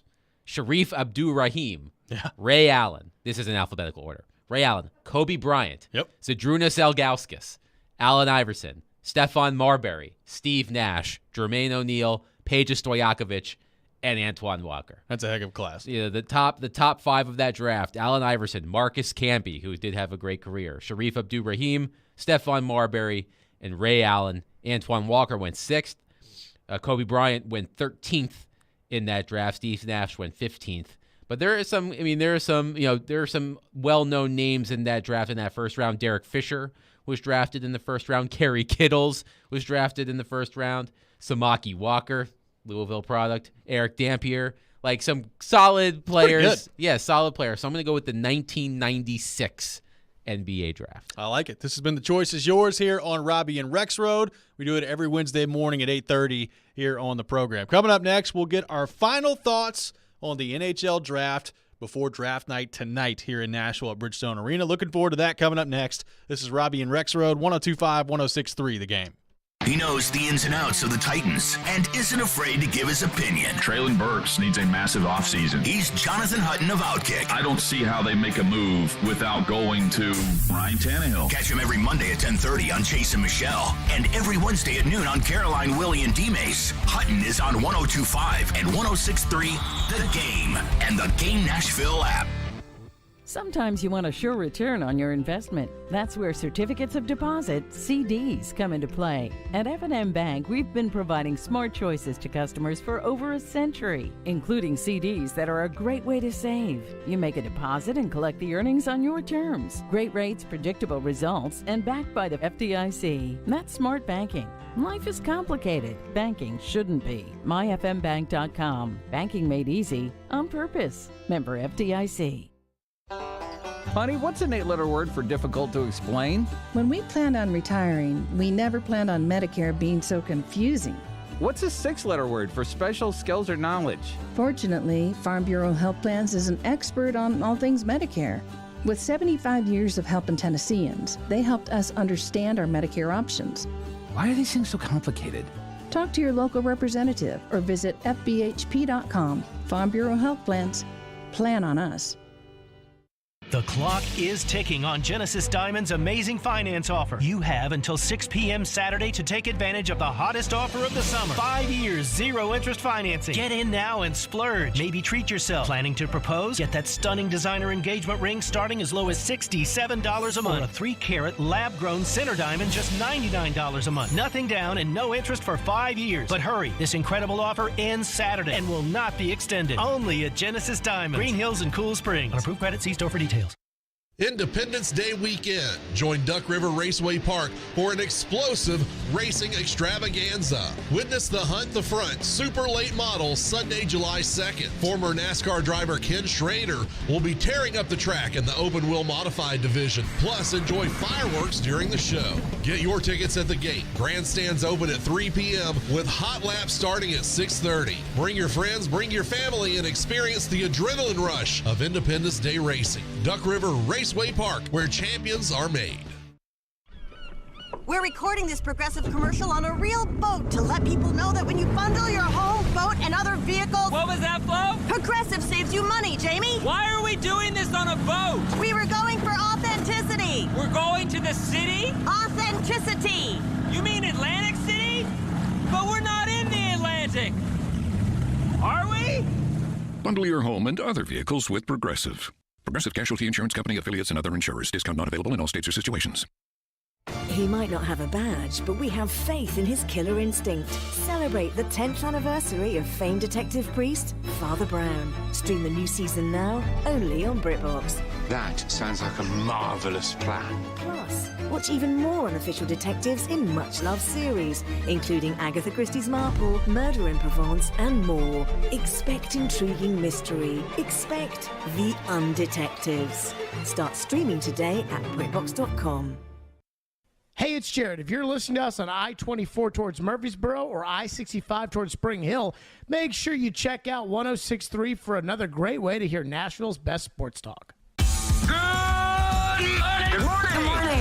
You're locked into Robby and Rexrode, presented by TJ Anderson Homes of Benchmark Realty. I have the radio on. I'm listening to 102.5 and 106.3 The Game and the Game Nashville app.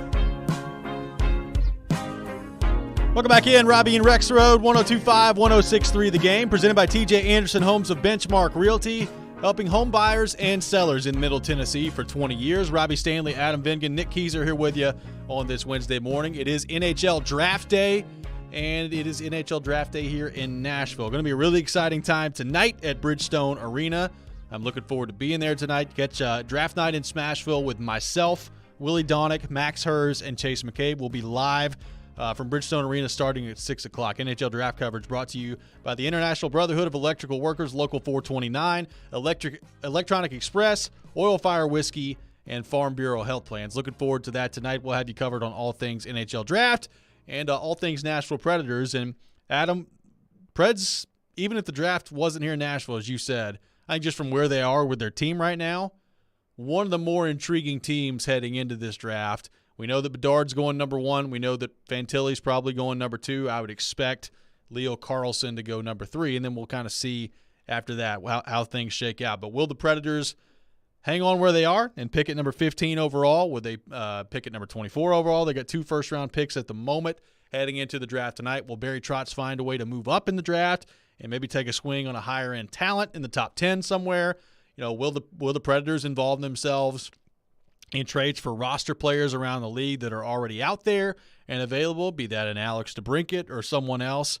This is going to be a really exciting draft. I think beyond just the Predators, but league-wide, I think you're probably going to see a lot of trades today. My sense is that there's going to be a lot of movement around the league today. Yeah, we've already seen it over the past few days leading into the first round. We saw 3 trades of note yesterday, as we've mentioned: Pierre-Luc Dubois, Kevin Hayes, Tyler Toffoli. We've seen Taylor Hall traded already. We're expecting Alex DeBrincat to be traded. There's questions about some of the players on the Calgary Flames. We mentioned Tyler Toffoli, but Elias Lindholm could be moved. Michael Backlund could be moved. Noah Hannafin could be moved. Connor Hellebuck of the Winnipeg Jets could be moved. Blake Wheeler could be bought out. Travis Konechny. Mark Scheifele could, be on the move. There are a lot of balls in the air, and as we talked about yesterday, I believe it was, the fun part about the draft is every GM is at the same place at the same time. So a lot of conversations can be had. If trades aren't made at the draft, conversations that lead to trades could be made at the draft and consummated, later this week or later down the line. So yeah, I mean, to me, that's, as someone who is not as up on the prospects as others are, certainly there's excitement about which players will go where, which young players will go where. But, to me, the more interesting part of the draft is the player movement of established NHL players. So to me, that is more of what I'm paying attention to than who gets picked where. Just because I'm not as familiar with the players. We had Adam Kimmelman on. Yep. He's familiar with it. But to me, I don't know these players as well as others. So for me, it's okay, which marquee NHL players could be on the move, as we've already seen. Yep. If you missed our interview with Adam Kimmelman, check it out on Robby and Rexrode, or wherever you get your podcast, Apple, Spotify. A great kind of draft primer leading up to tonight's draft here in Nashville in the first round. Lots of intriguing players. Yes, in the top 10, but intriguing players where the Predators are scheduled to pick at number 15 right now, too. So it could be a very interesting draft tonight for the Nashville Predators on that regard. Nick, what are you most looking forward to? What catches your eye the most about the draft, the Predators heading into tonight? Well, I was listening to y'all's interview with Adam, not the Adam that we are having currently with us this week, but Kimmelman was on, and when you guys asked him about Oliver Moore, that was intriguing to me, and that's someone I talked about with Jared yesterday on the afternoon show, and he's appealing to me because, that was the first thing that stood out to me, like what Adam said was the skating ability that he has, and looking last night at some of these guys a little more in depth, that was something that I liked. But also, he does need to go play college, I think, for at least a season to see what he's got. Maybe 2 seasons, we'll see. But I think that would be something I would be interested in early. And then, ideally, I don't think he's going to fall to the Preds, but someone like a Ryan Bacher would be interesting for the Predators. I like Tom Willander, or Wallander, I think is how you say his last name. I like him personally. He's a right-handed shot on defense. He's a Swede guy, too, so the Preds traded away one of their Swedish guys. So I think that would be intriguing for me, just from that perspective at least. But that's one of the guys I like on defense. But it's a deep draft, and look, even if the Preds don't get something that they like, that falls down to them necessarily, they could maybe go find someone that maybe fits that mold a little bit better in rounds 2 and 3 maybe. Ben on the text line says, if you had to pick an over-under for picks tonight, what would you say for the Predators?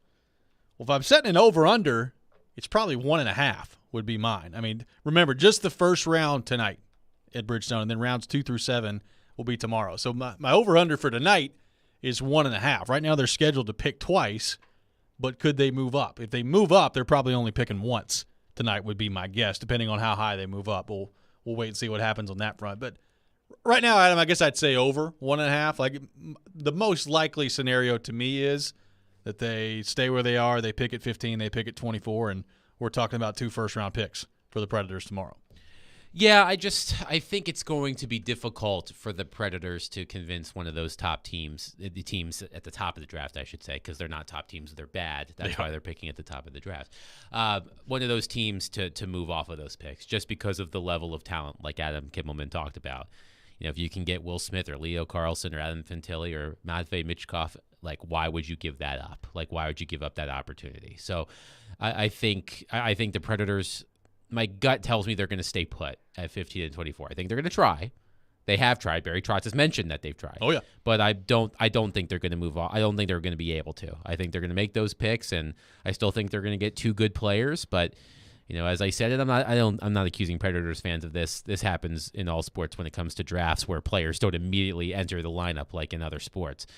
Like, you know, if the Predators pick at 15 and 24, those players are not going to be in your lineup next season. They probably won't be in your lineup the season after that. It might be a few years. So, you know, be patient. And the Predators can afford to be patient right now just because of where they are in their plan. So let me throw a hypothetical at you. Mm-hmm. Because somebody's going to do this tonight, and I'm interested to see who it is. Let's say the Predators have an opportunity to trade up, whether it's at number 5 or number 7 or number 8, wherever it is, and Matvei Michkov is available. Now, we've talked about him. He's from Russia. He's extremely talented. He has a 3-year contract in the KHL, and as we know, under normal circumstances, that can be very difficult to get out of, and with what's going on in Russia right now, it's even more difficult to get out of. So, if he's available and the Predators can move up to go get him, is that something you would do? Number 1, weighing the risk, but number 2, also weighing the talent, which is immense with this player. Yeah, that's a good question. And Adam Kimmelman mentioned Kirill Kaprizov as a comparable player, and I'm just looking at this. He was picked. Kaprizov was picked in the 5th round of the 2015 draft, and did not make his NHL debut until 2020. Right. So, look, I think the Wild are happy with that pick. I mean, Kaprizov is a superstar. And if you were to tell me, it's easy to say this, but if Michkov is expected to have a similar career, I also mentioned Evgeny Kuznetsov with Adam as a player who was in this, another Russian player who was drafted, who stayed in Russia for several years before coming over and has had a really good career. If I have the opportunity to take him, I am taking him. And it's going to be a few years until you see him, but you hope that by that time, some of the younger players you already have continued to develop their, like an Evangelista or a Tomasino or a Parsonen. They're in their primes. They've taken their lumps, and you can put this kid with them. I think that fits with the Predators' timeline. Like, I think they're in a position where they can wait. So if he's there, and if he's available to them, if there's a way they can get him, I would do it, yes. It's going to be a really interesting draft tonight. Like I said, our draft coverage begins at 6 o'clock tonight. Myself, Willie Donick, Max Hurst, Chase McCabe, we'll have you covered all night long in the first round from Bridgestone Arena tonight, and we'll see what the Predators do. I think it's going to be a really interesting night tonight to see what kind of moving and shaking goes on with trades. Do the Predators hang put and pick at 15 and 24? Going to be a really fascinating night tonight in the first round at Bridgestone Arena. We'll have Andrew Burnett on the show tomorrow, Predators head coach. So looking forward to that. We'll discuss whatever takes place tonight with the Predators with Andrew Burnett tomorrow on the show. So we are looking forward to that. Adam Vingan will be back with us tomorrow as well, in for Joe. So we got you covered all show long tomorrow. That's going to do it for us today. Chase and Michelle up next. This is 102.5, 106.3 The Game.